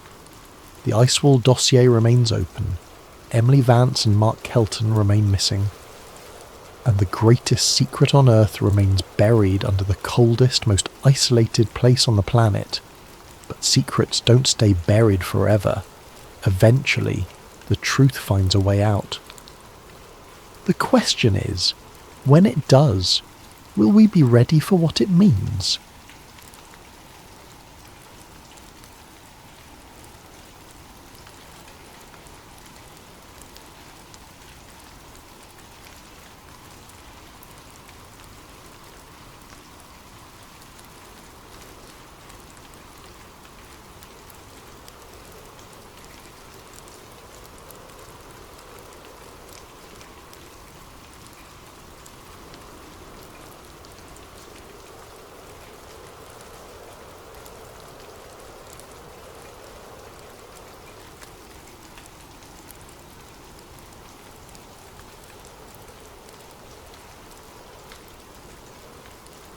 What if everything you thought you knew about the pyramids was wrong? Imagine standing inside the Great Pyramid of Giza at midnight, alone, surrounded by 2.3 million stone blocks that have kept their secrets for over 4 millennia. The air is thick with mystery, and you can feel something humming beneath your feet, a vibration so subtle it might just be your imagination. Or might it be something far more extraordinary? Tonight join Dr. Marcus Chen, a field researcher whose life's work straddles the boundary between archaeology and physics, as he uncovers evidence that will shake the very foundations of what we believe about ancient Egypt. This isn't just another story about pharaohs and burial chambers. This is about technology so advanced, so perfectly engineered, that modern science is only beginning to understand its true purpose. Are you ready to discover that the Great Pyramid wasn't built to house the dead, but to power the living? The desert wind carried more than sand that October evening. It carried the weight of 4,000 years of secrets, swirling around the massive limestone blocks that rose from the Giza Plateau like ancient guardians against the darkening sky. Dr. Marcus Chen pulled his field jacket tighter as he approached the entrance to the Great Pyramid, his archaeological permit clutched in one hand and a case of sensitive instruments in the other. For 15 years, Marcus had studied these monuments from afar, poring over blueprints in university libraries, analysing satellite imagery, and debating theories with colleagues over late-night coffee. He'd written papers on the pyramid's mathematical precision, its astronomical alignments, and its construction techniques. But nothing, absolutely nothing, had prepared him for this moment. The entrance shaft yawned before him like the mouth of some primordial beast. His Egyptian guide, Hassan, gestured him forward with a weathered hand that had led countless tourists through these passages. But tonight was different. Tonight Marcus had special permission to remain inside after closing, to conduct his research in the profound silence that only comes when the tourist crowds fade away. "Doctor?" "Chen," Hassan said, his English tinged with the accent of the Nile Delta. "You're sure you want to stay alone? The pyramid. She speaks differently at night." Marcus nodded, though he wasn't entirely sure what Hassan meant. "I need to take measurements without interference. The electromagnetic readings are too important to risk contamination from cameras and cell phones." As they ducked through the entrance and began their descent into the ancient passageway, Marcus felt something he hadn't expected, a subtle vibration through the soles of his boots. It was barely perceptible, like standing near a power plant or a subway station, but unmistakably present. The limestone blocks seemed to pulse with their own rhythm, as if the entire structure were somehow alive. "Hassan," he said, pausing to place his palm against the cool stone wall, "do you feel that?" The guide's eyes met his in the dim LED lighting they'd strung along the passage. "You feel it too?" Most visitors, they notice nothing, but some, the ones who know how to listen, they feel the heart of the pyramid beating. Marcus's scientific mind immediately began cataloguing possible explanations. Seismic activity from Cairo traffic, thermal expansion and contraction of the limestone, perhaps underground water movement. But as they climbed deeper into the structure, following the grand gallery toward the king's chamber, the sensation only grew stronger. The textbooks had described every measurement, every angle, every architectural feature, but they had failed to capture this, the sense that he was walking through the corridors of a machine rather than a tomb. The walls weren't just precisely cut, they were purposeful, functional, as if each block had been positioned not just to support weight, but to channel something else entirely. By the time Hassan left him alone in the king's chamber with his instruments and a promise to return at dawn, Marcus was beginning to suspect that everything he thought he knew about the Great Pyramid was about to change. The silence in the king's chamber was absolute. Not the gentle quiet of a library or the muffled stillness of a snow-covered landscape, but the profound absence of sound that only exists deep within solid rock far from the surface world.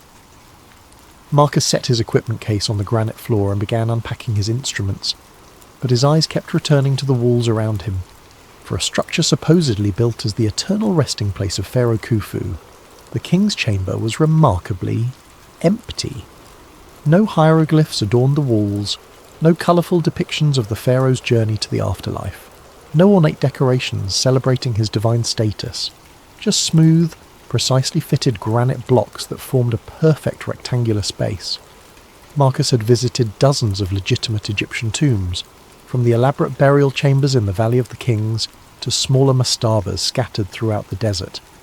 Every single one had been filled with artwork, inscriptions and symbolic elements designed to guide and protect the deceased in the afterlife. The Egyptians were obsessive about decorating their tombs. It was perhaps their most distinctive cultural trait. So why was the most important tomb in Egypt completely bare? He pulled out his digital calipers and began measuring the chamber's dimensions, cross-referencing them with his notes. 10.47 metres long, 5.24 metres wide, 5.84 metres high. But as he worked, something else caught his attention: the acoustics. "Hello?" he called out softly, and the word came back to him transformed. Not a simple echo, but something more complex, a resonance that seemed to build upon itself, creating harmonics that his voice alone couldn't produce. He clapped his hands sharply and the sound reverberated through the chamber in waves, each echo slightly different from the last. Marcus had studied acoustical engineering as part of his physics background, and he knew what he was hearing. The chamber was tuned. The proportions, the materials, even the placement in the pyramid weren't arbitrary. They had been calculated to create specific resonant frequencies. He set up his sound meter and began a systematic test, clapping at different spots around the chamber and recording the acoustic response. The data was remarkable. The chamber was resonating at approximately 110 Hz, a frequency that research had shown could induce altered states of consciousness in humans. Ancient peoples around the world had built structures with similar acoustic properties. Newgrange in Ireland, the Hippogæum in Malta, certain chambers at Stonehenge. But there was something more. As Marcus moved his sound meter around the room, he noticed that the acoustic properties weren't uniform. The northeast corner produced different harmonics than the southwest. The centre of the chamber created the strongest resonance, while areas near the walls seemed to dampen certain frequencies while amplifying others.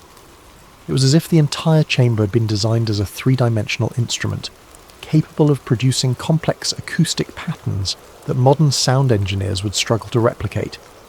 This wasn't the work of ancient stonemasons building a burial vault. This was the product of sophisticated understanding of wave mechanics and acoustic engineering.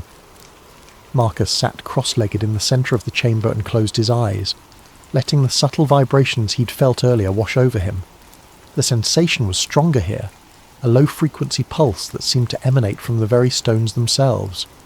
It reminded him of standing next to a massive pipe organ, feeling the bass notes resonating in his chest cavity. But there were no pipes here, no mechanical system that could produce such vibrations, unless... He opened his eyes and looked up at the ceiling, with its 9 massive granite beams supporting thousands of tons of limestone above.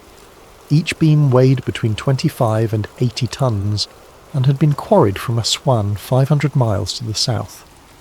The precision with which they'd been placed was extraordinary. The gaps between them were uniform to within millimetres. What if those gaps weren't just structural?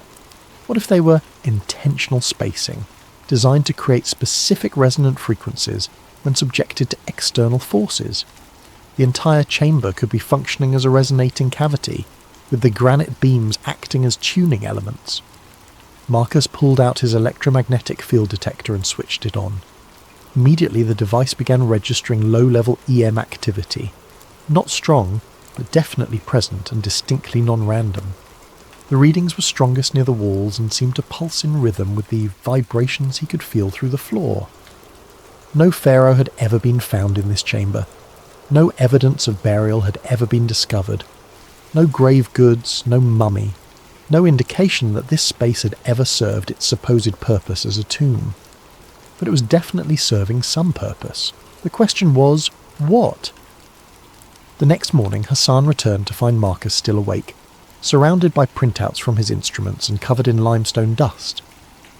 The researcher had spent the night exploring every accessible passage in the pyramid, and his findings were beginning to form a picture that contradicted everything in the archaeological textbooks. "Dr. Chen, you look like you have seen the jinn," Hassan said, offering him a thermos of strong coffee. "What did the pyramid tell you?" Marcus accepted the coffee gratefully and gestured toward his scattered notes. "Hassan, I need to see the subterranean chamber, the one most tourists never visit." Hassan's expression grew serious. "That chamber, she is dangerous, very old, very deep. The air is not good there." "I have proper equipment," Marcus insisted, "and I think what's down there might be the key to understanding what this place really is." An hour later, they were descending through a narrow shaft that led to the lowest accessible level of the pyramid. The subterranean chamber lay more than 30 metres beneath the base of the structure, carved directly from the bedrock. As they went deeper, the temperature dropped and the air grew thick with moisture. The passage opened into a rough-hewn chamber unlike anything else in the pyramid. Where the king's chamber was precisely cut granite, this space looked unfinished, almost crude. But Marcus wasn't interested in the chamber itself, he was focused on the walls. "Hassan, bring the light closer." The LED beam revealed what Marcus had hoped to find: unmistakable signs of water erosion. The limestone walls bore the smooth, flowing patterns that only come from sustained contact with moving water. Not the random pitting of desert sandstorms or the crystalline deposits of occasional flooding, but the systematic erosion of deliberate water flow. Marcus ran his fingers along the channels carved into the rock. This wasn't occasional flooding. Water flowed through here regularly, probably for centuries. Hassan nodded. "My grandfather, he told stories. Before the dam, before the modern irrigation, the Nile would flood every year. Sometimes the water would find ways underground, through cracks and caves. Maybe it came here." But Marcus was thinking about more than just flood patterns. He pulled out a geological map of the area and spread it on his portable table. The Giza Plateau sat on a limestone shelf that extended deep underground, honeycombed with natural caves and passages. The Nile, just a few kilometres away, had carved its path through this same limestone over millions of years. "Hassan, what if the annual flooding wasn't accidental? What if this chamber was designed to flood?" He pointed to the roughly carved passages that branched off from the main chamber, disappearing into darkness. These could be intake channels. When the Nile floods, water would flow through underground passages and fill this chamber, then rise up through the pyramid's internal structure. Marcus began sketching a diagram, his excitement growing. "Look at this. Water enters here, rises through the Grand Gallery, which is angled like a spillway, and reaches the king's chamber. But that chamber isn't at the top of the pyramid. There are shafts leading up from it." Hassan studied the drawing. "You think the pyramid was some kind of Water machine? Not just water. Think about what happens when you force pressurized water through granite. Hassan looked puzzled, so Marcus elaborated. Granite contains quartz crystals. When you subject quartz to mechanical pressure, like water flowing under pressure, it generates electricity. It's called the piezoelectric effect. We use it in modern electronics. The implications were staggering. If Marcus was right, the Great Pyramid wasn't a tomb at all. It was a hydroelectric generator, using the annual Nile floods to create pressurized water flow through chambers lined with granite. The precise positioning of the granite blocks, the careful engineering of the internal passages, the acoustic tuning of the chambers, all of it could be explained as components of a massive power generation system. Marcus spent the next several hours taking measurements of the subterranean chamber, documenting the erosion patterns and mapping the passages. Every piece of evidence supported his growing hypothesis. The pyramid builders hadn't just been skilled stonemasons, they had been hydraulic engineers, working with an understanding of electricity that wouldn't be rediscovered until the 18th century. But that raised an even more disturbing question. If the ancient Egyptians possessed this level of technological sophistication, what else had they known that modern archaeology had missed? And why had this knowledge been lost? As they climbed back toward the surface, Marcus couldn't shake the feeling that he was walking through the ruins of a civilization far more advanced than anyone had imagined. The desert wind that greeted them at the pyramid's entrance seemed to carry whispers of forgotten science, lost wisdom, and secrets that someone had gone to great lengths to hide. The next day found Marcus standing on the Giza plateau at dawn, his GPS equipment spread out on a folding table, as the first rays of sunlight painted the ancient stones in shades of gold and amber. Hassan had brought along his cousin Karim, a modern engineer who worked for the Egyptian Ministry of Tourism and had access to more sophisticated surveying equipment than Marcus could carry. "Dr. Chen, you said you wanted to verify the pyramid's alignment," Karim asked, adjusting the precision GPS receiver. "I must tell you, this has been measured many times. The accuracy is well documented." Marcus nodded, checking his own instruments. "I'm not questioning the accuracy. I'm trying to understand why that accuracy was necessary." The numbers were indeed remarkable. As the GPS data streamed in and the surveying laser painted its invisible lines across the desert, the measurements confirmed what archaeologists had known for decades. The Great Pyramid was aligned to true north, with an accuracy of just 3 arc minutes, less than 1/20th of a degree. In modern terms, that was more precise than the magnetic compasses available to 19th century explorers. But Marcus was looking at more than just cardinal directions. He had brought along a magnetometer, an instrument that could detect variations in the Earth's magnetic field. As he moved the device around the pyramid's base, the readings told a fascinating story. "Karim, look at this." Marcus showed him the magnetometer display. "The pyramid isn't just aligned to true north. It's positioned at a point where the Earth's magnetic field shows unusual characteristics. The Giza Plateau sat at a convergence point of several magnetic anomalies. Underground iron ore deposits created localized field variations, while the limestone bedrock contained enough ferrous minerals to influence compass readings. But more significantly, the pyramid's position corresponded to a point where the Earth's natural electromagnetic currents were particularly strong. Marcus had studied similar phenomena at other ancient sites. Stonehenge sat on a complex intersection of underground streams and geological fault lines that created measurable electromagnetic effects. Newgrange in Ireland was positioned where 2 underground rivers converged, creating conditions that produced natural electrical fields. Machu Picchu was built on a granite peak that generated piezoelectric charges during seismic activity.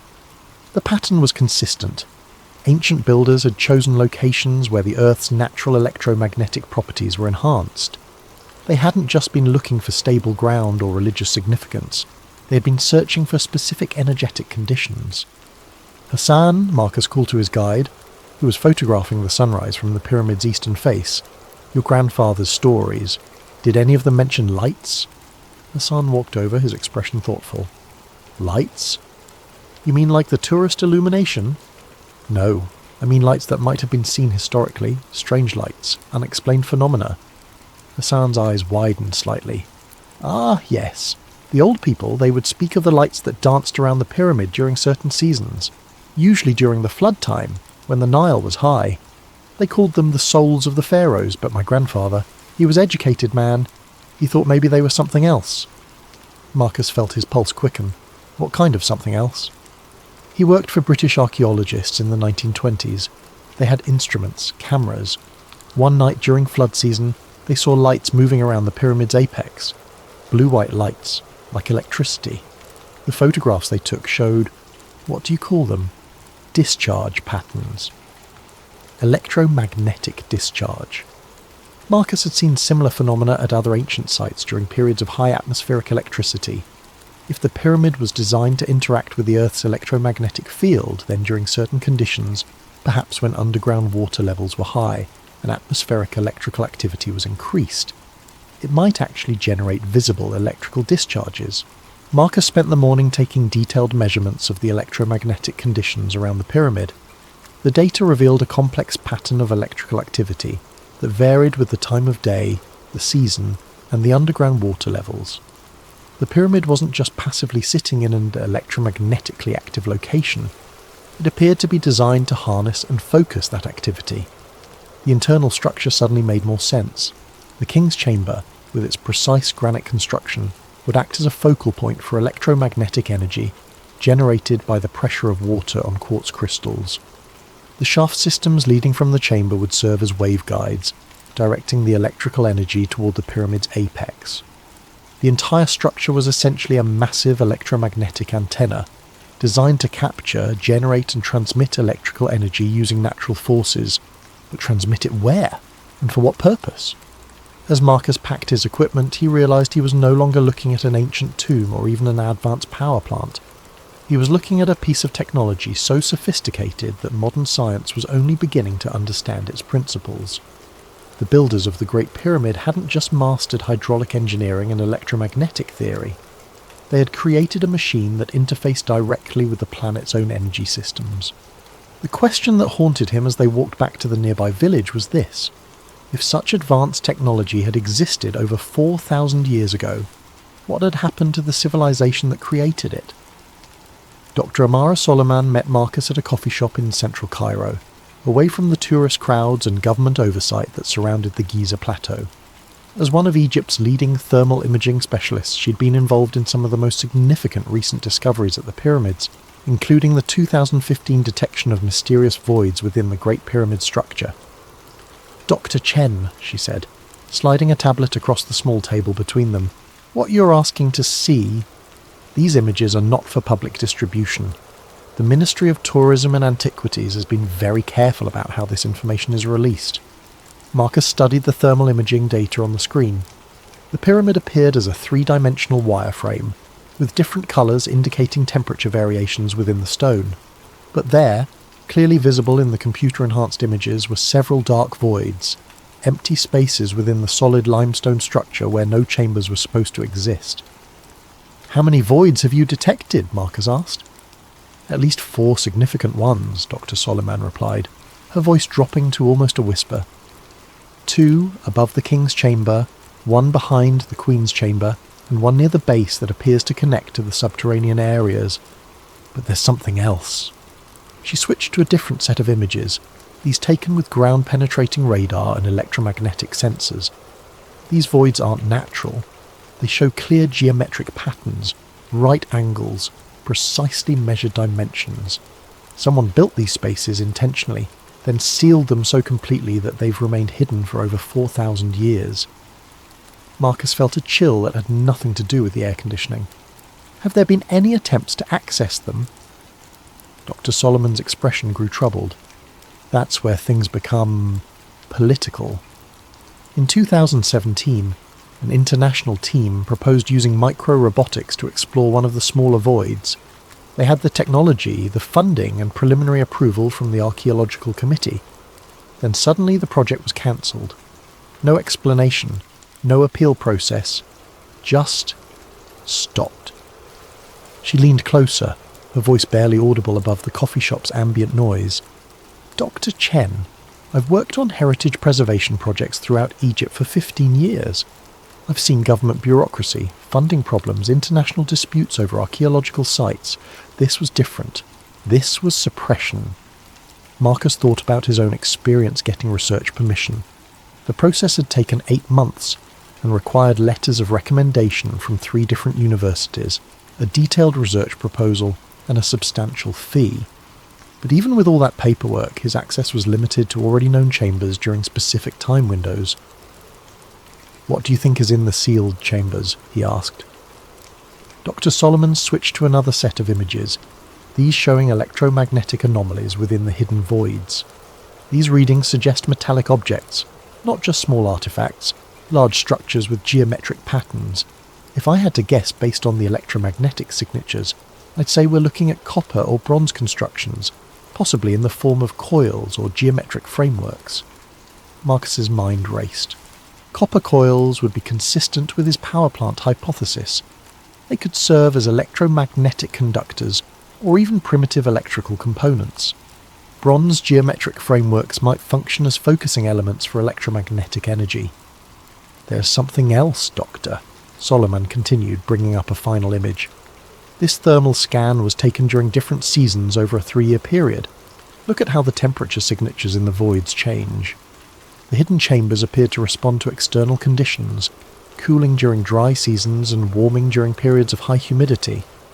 More intriguingly, the temperature variations showed patterns that corresponded to the Nile's traditional flood cycle, even though the river had been controlled by dams for decades. "It's as if these chambers are still responding to environmental changes," Dr. Solomon said, "as if whatever system they're part of is still partially functional." Marcus studied the data for several minutes, his theory crystallizing into something approaching certainty. The Great Pyramid wasn't just an ancient power plant.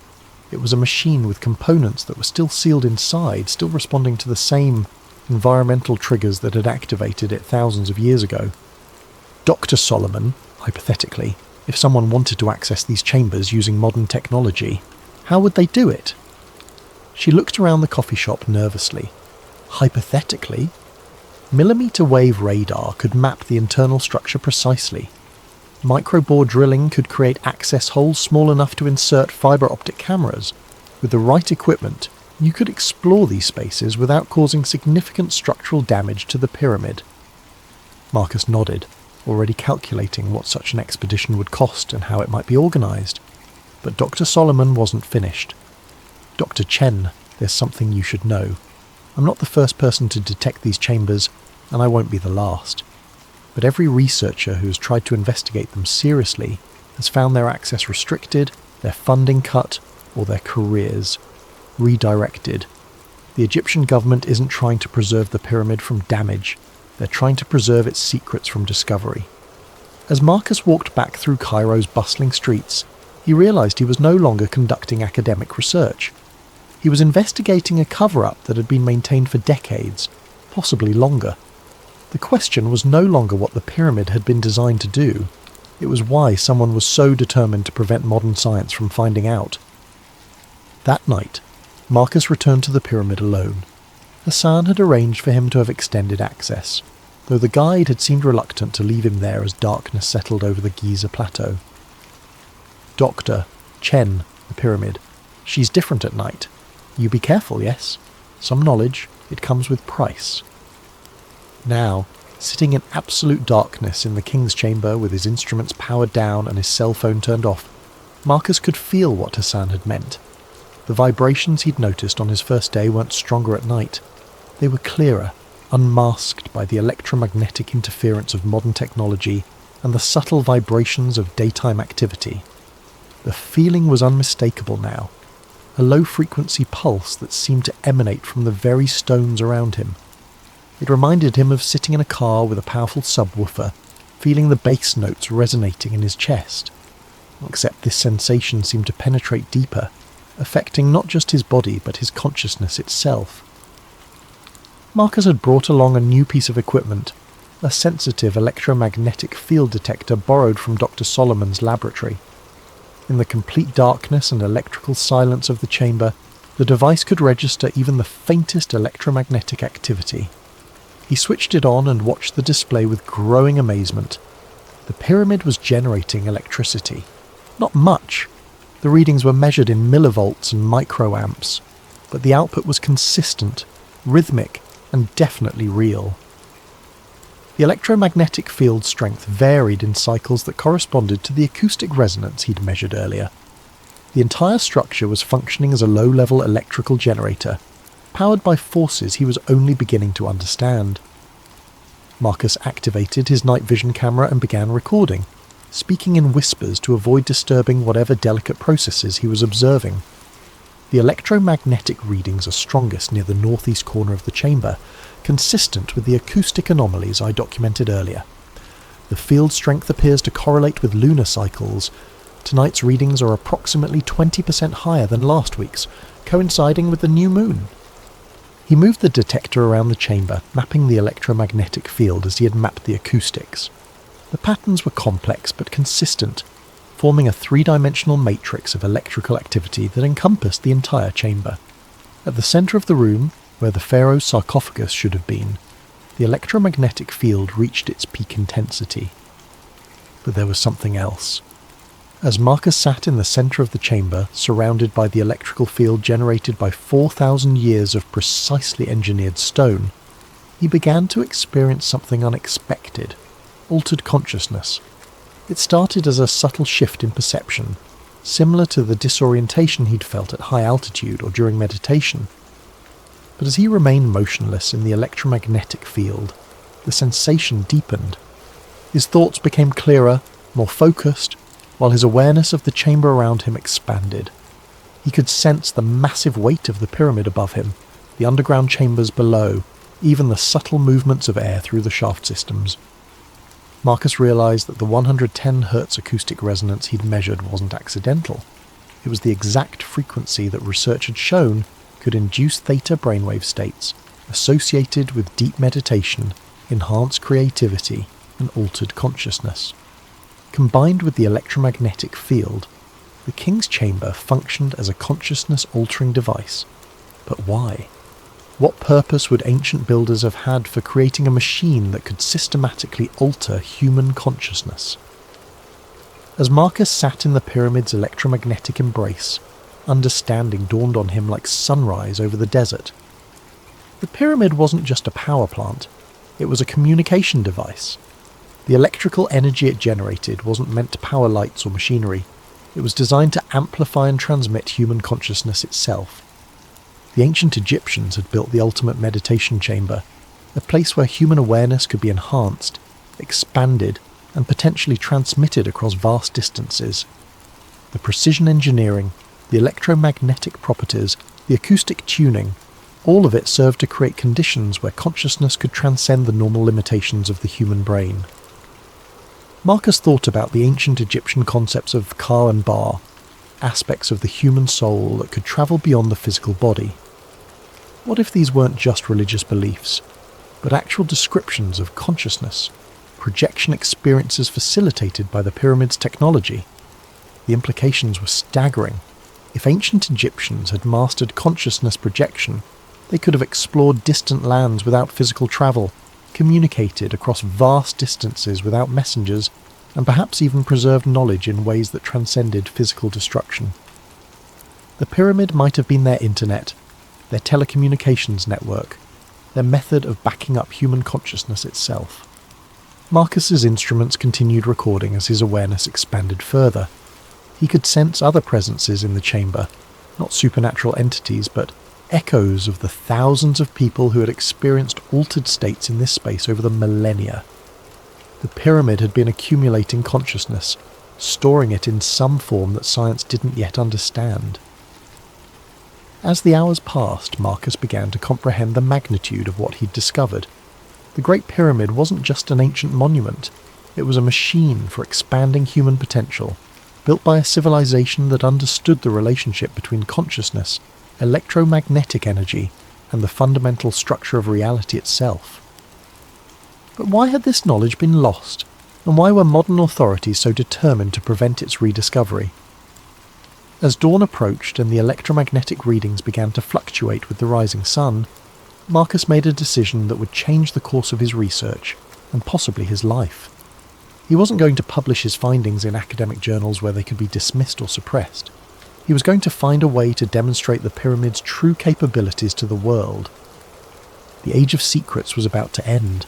3 weeks after his night in the King's Chamber, Marcus found himself in a secure conference room at Cairo University, surrounded by researchers who had responded to his carefully worded communications. Dr. Solomon sat across from him, along with Dr. James Morrison, a British archaeoacoustic specialist, Dr. Elena Kozlov, a Russian electromagnetic researcher, and surprisingly, Dr. Sarah Running Bear, a Lakota physicist who studied indigenous sacred sites in North America. "What you're suggesting, Doctor?" "Chen," Dr. Morrison said, reviewing Marcus's data on his tablet, "goes beyond revolutionary. You're proposing that ancient civilizations possess technology that we're only beginning to understand." Marcus nodded, pulling up a global map on the room's display screen. Red dots marked locations across every continent. It's not just a proposal anymore. Thanks to Dr. Running Bear's research, we've identified 47 sites worldwide that show identical electromagnetic signatures to the Great Pyramid. Dr. Running Bear leaned forward, her voice carrying the weight of generational knowledge. "My people have always known that certain places were different. We called them places where the Earth speaks. The acoustic properties, the electromagnetic anomalies, the consciousness-altering effects, they're all documented in our oral traditions." She pointed to several dots in North America. Serpent Mound in Ohio, the Medicine Wheels of Wyoming, certain kivas in the southwest. They all show the same engineering principles, positioning at electromagnetic convergence points, internal geometries designed for acoustic resonance, materials chosen for their piezoelectric properties. Dr. Kozlov, who had been quietly analysing electromagnetic data, looked up with excitement. "I've been comparing the frequency patterns from these sites. They're not random, they form a harmonic sequence. Each site resonates at frequencies that complement the others, as if they were designed to work together as a single system." Marcus felt his pulse quicken. A single system spanning the entire globe. "More than that," Dr. Kozlov continued, pulling up a complex waveform analysis. "If all these sites were activated simultaneously, the combined electromagnetic output would create a standing wave pattern around the Earth. The planet itself would become a resonating chamber." The implications hung heavy in the room. Marcus thought back to his experience in the King's Chamber, the sense of connecting not just to the pyramid, but to something vast and worldwide. Had he been tapping into a dormant global network that once linked human consciousness across continents? Dr. Morrison cleared his throat. "There's something else we need to consider. I've been analysing historical records of these sites, looking for patterns of suppression. It's remarkable how consistently ancient knowledge about these places has been discouraged." He brought up a timeline on his laptop. The Library of Alexandria burned multiple times, always targeting texts about natural philosophy and sacred geometry. The Spanish conquistadors systematically destroyed Mayan and Aztec codices that contained astronomical and architectural knowledge.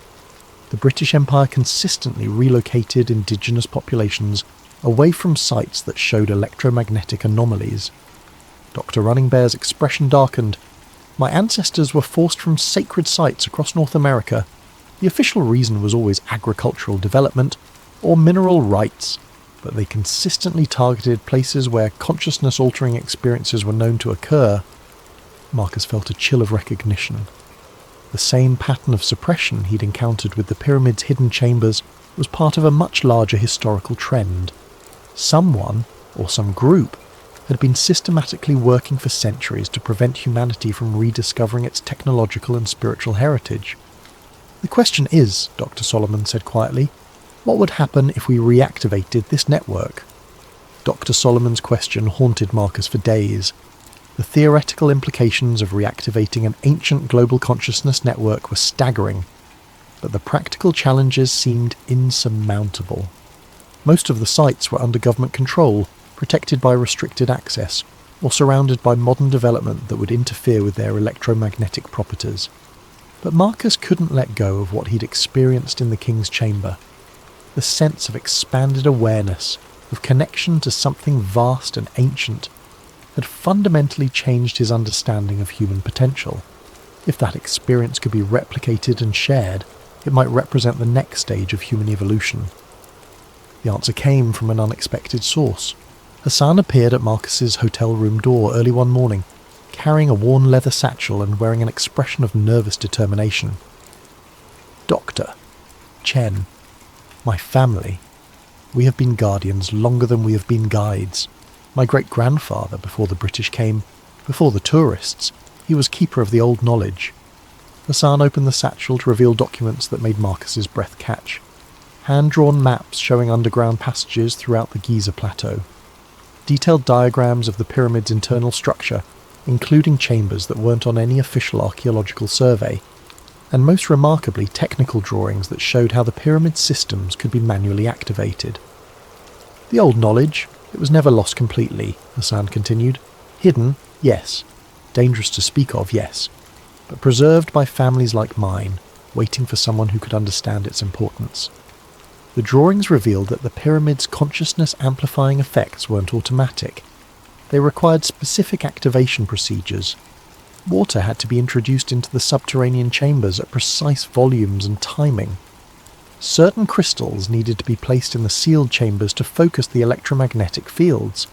And most crucially, multiple people had to participate simultaneously, their consciousness working together to achieve resonance with the global network. "Hassan, this is incredible, but how could we possibly implement it? We'd need access to the sealed chambers, permission for extended stays in the pyramid, and coordination with researchers at sites around the world." Hassan smiled, the expression of a man who had been preparing for this moment his entire life. "Dr. Chen, who do you think has been maintaining the pyramid systems all these years?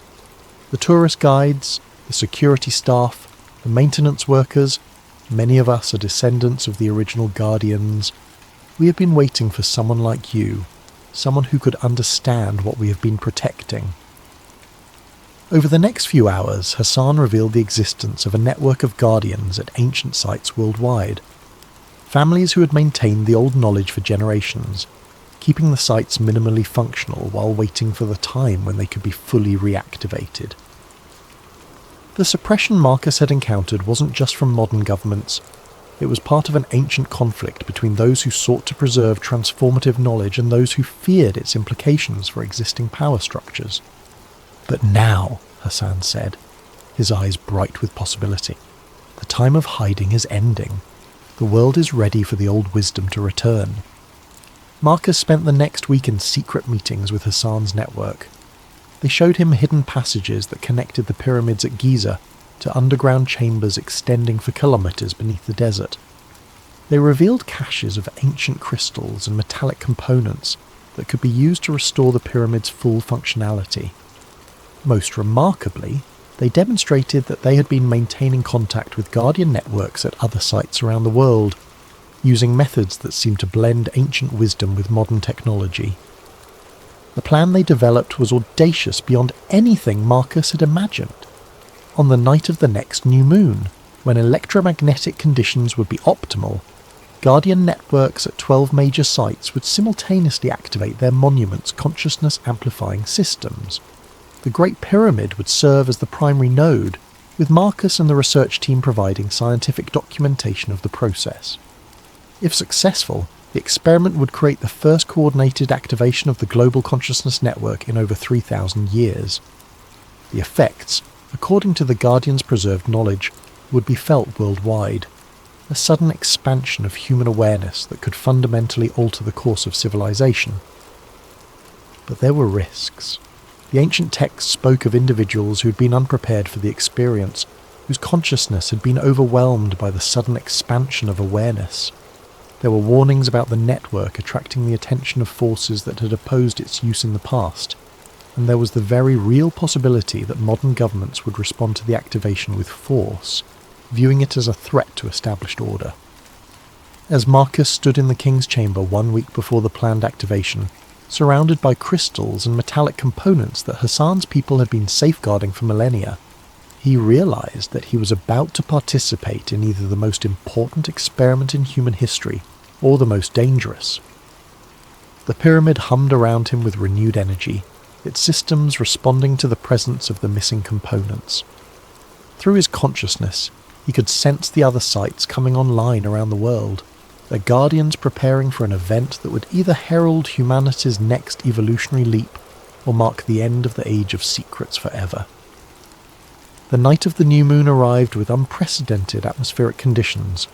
Aurora activity extended far beyond the polar regions, creating shimmering curtains of light visible even in Egypt's desert sky. Electromagnetic storms disrupted satellite communications worldwide, while seismic monitoring stations detected subtle but synchronized vibrations from ancient sites across the globe. Marcus stood in the King's Chamber surrounded by Hassan's Guardian network and the international research team. The chamber had been transformed. Crystalline structures now occupied the corners, their faceted surfaces catching and redirecting the subtle light from their instruments. Copper coils, fashioned according to ancient diagrams, had been positioned to enhance the room's natural electromagnetic properties. Most remarkably, water from the Nile's ancient flood channels had been carefully directed into the subterranean chambers, creating the hydraulic pressure needed to activate the pyramid's piezoelectric systems. Dr. Running Bear checked her communication device one final time. Serpent Mound is reporting full activation.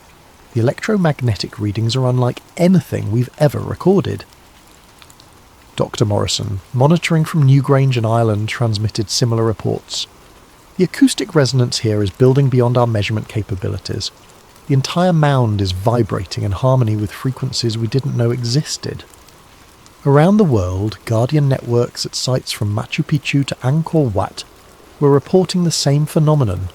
Ancient monuments that had been dormant for millennia were awakening, their consciousness-amplifying systems responding to coordinated activation for the first time in recorded history. In the King's Chamber, Marcus felt the familiar sensation of expanded awareness beginning to build.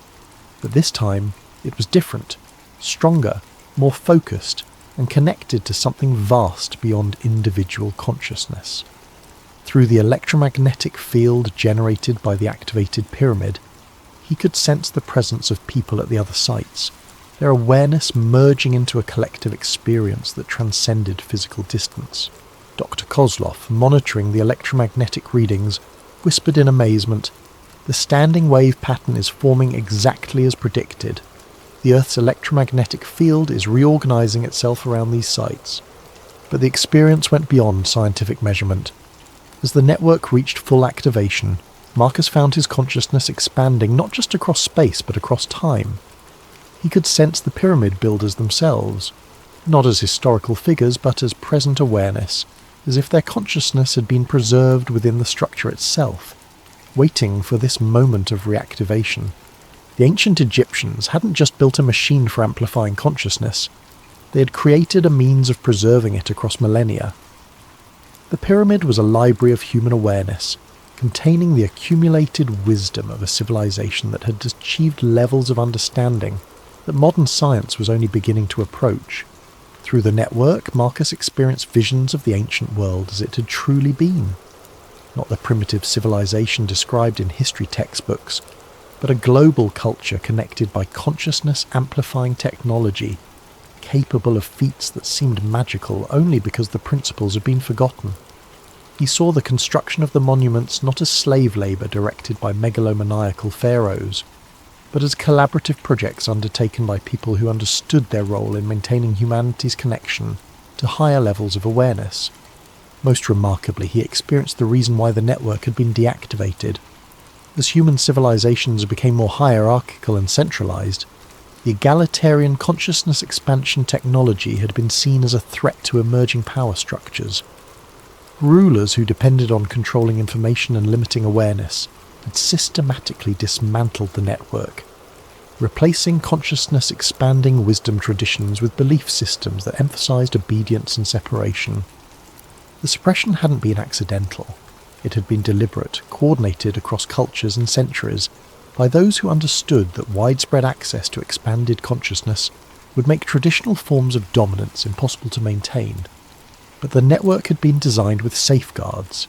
The consciousness of its builders had been preserved within the structures themselves, waiting for a time when humanity would be ready to reclaim its heritage.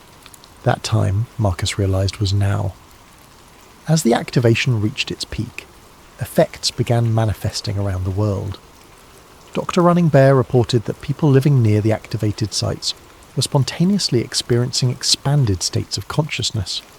Emergency services were receiving calls about strange lights and telepathic experiences. Social media was flooded with reports of sudden insights, creative breakthroughs, and experiences of connection that transcended normal human limitations. But there was resistance as well. Military aircraft were scrambling towards several of the activated sites. Government communications were buzzing with references to unauthorized experiments and potential security threats. The same forces that had suppressed the ancient knowledge were mobilizing to contain its return. Hassan, who had been monitoring communications with Guardian networks worldwide, turned to Marcus with urgent concern. "Doctor, Chen, we have perhaps 30 minutes before official intervention begins. The network is fully activated, but maintaining it will require ongoing commitment from people around the world." Marcus understood. The ancient network hadn't been maintained by technology alone. It had required conscious participation from people who understood its importance. The reactivation was just the beginning. For the consciousness expanding effects to continue, individuals at sites around the world would need to take responsibility for maintaining the system, despite inevitable opposition from established power structures. As sirens began wailing in the distance and the first military helicopters appeared on the horizon, Marcus made his final recordings. The scientific data would be crucial for documenting what had occurred, but the real proof would be the ongoing transformation of human consciousness that the network had initiated. The age of secrets was truly ending. But as Marcus and his team prepared to face the consequences of their world-changing experiment, he realized that the real work was just beginning. 6 months after the global awakening, as the media had dubbed it, Marcus sat in a small cafe in Prague, one of dozens of cities where consciousness research centres had spontaneously emerged. Around the world, people who had experienced the network activation had begun gathering, sharing their experiences, and developing new applications for expanded awareness. The official response had been predictable. Governments had classified the event as a coordinated hoax involving atmospheric anomalies and mass suggestion. The Guardian networks had been disbanded, the sites placed under increased security, and several researchers had found their careers and funding mysteriously terminated. But the consciousness genie was out of the bottle. Dr. Running Bear, now leading a consortium of indigenous researchers, had documented over 10,000 cases of enhanced psychic abilities manifesting in people who had been near activated sites. Dr. Kozlov was working with a network of physicists who had detected fundamental changes in quantum field behaviour around former network locations. Even Dr. Morrison, despite losing his university position, continued documenting the ongoing acoustic anomalies at ancient sites worldwide. Most remarkably, people were spontaneously rediscovering consciousness expansion techniques that had been lost for millennia. Meditation practices, acoustic healing methods, and electromagnetic sensitivity training were emerging independently in communities around the globe, as if the network activation had reawakened dormant human capabilities. Hassan had become something of a folk hero in Egypt, his family's guardianship role finally acknowledged by people who had experienced the pyramid's true power. Though official access remained restricted, underground tours of the pyramid's hidden systems had become a pilgrimage for those seeking direct experience of expanded consciousness. Marcus himself had changed profoundly. The night in the activated King's Chamber had left him with permanent access to expanded awareness states. He could sense the electromagnetic fields of other people, communicate telepathically with others who had experienced the network, and access information through methods that conventional science couldn't explain. But perhaps the most significant change was happening at a societal level. The consciousness expansion experienced by millions of people worldwide had created a generation less susceptible to manipulation, more capable of independent thinking, and naturally inclined toward cooperation rather than competition. Political movements based on fear and division were finding it increasingly difficult to gain traction. Economic systems that depended on artificial scarcity and manufactured desire were being replaced by resource-sharing networks organised through enhanced human communication abilities. The ancient pyramid builders' greatest achievement wasn't the monuments themselves, it was the civilization they had made possible. A society where expanded consciousness was the norm rather than the exception, where human potential was fully realised, and where technology served to enhance rather than replace natural human capabilities. As Marcus finished his coffee and prepared for another day of documenting the ongoing transformation, he reflected on the pyramid's true message. The structure itself had been important, but it was ultimately just a tool. The real power had always been within human consciousness itself, the capacity for awareness to expand, connect, and transcend the limitations that seemed so absolute. The pyramids had been built not to house the dead, but to awaken the living, and after 4,000 years of slumber, humanity was finally ready to reclaim its birthright. Standing in the Prague sunlight, Marcus could sense the presence of others around the world who had experienced the awakening. Through the invisible network that still connected activated sites, he felt their determination to ensure that the consciousness-expanding knowledge would never again be lost or suppressed. They told us the pyramids were tombs, but standing here, I know that's a lie. This wasn't built to bury the dead.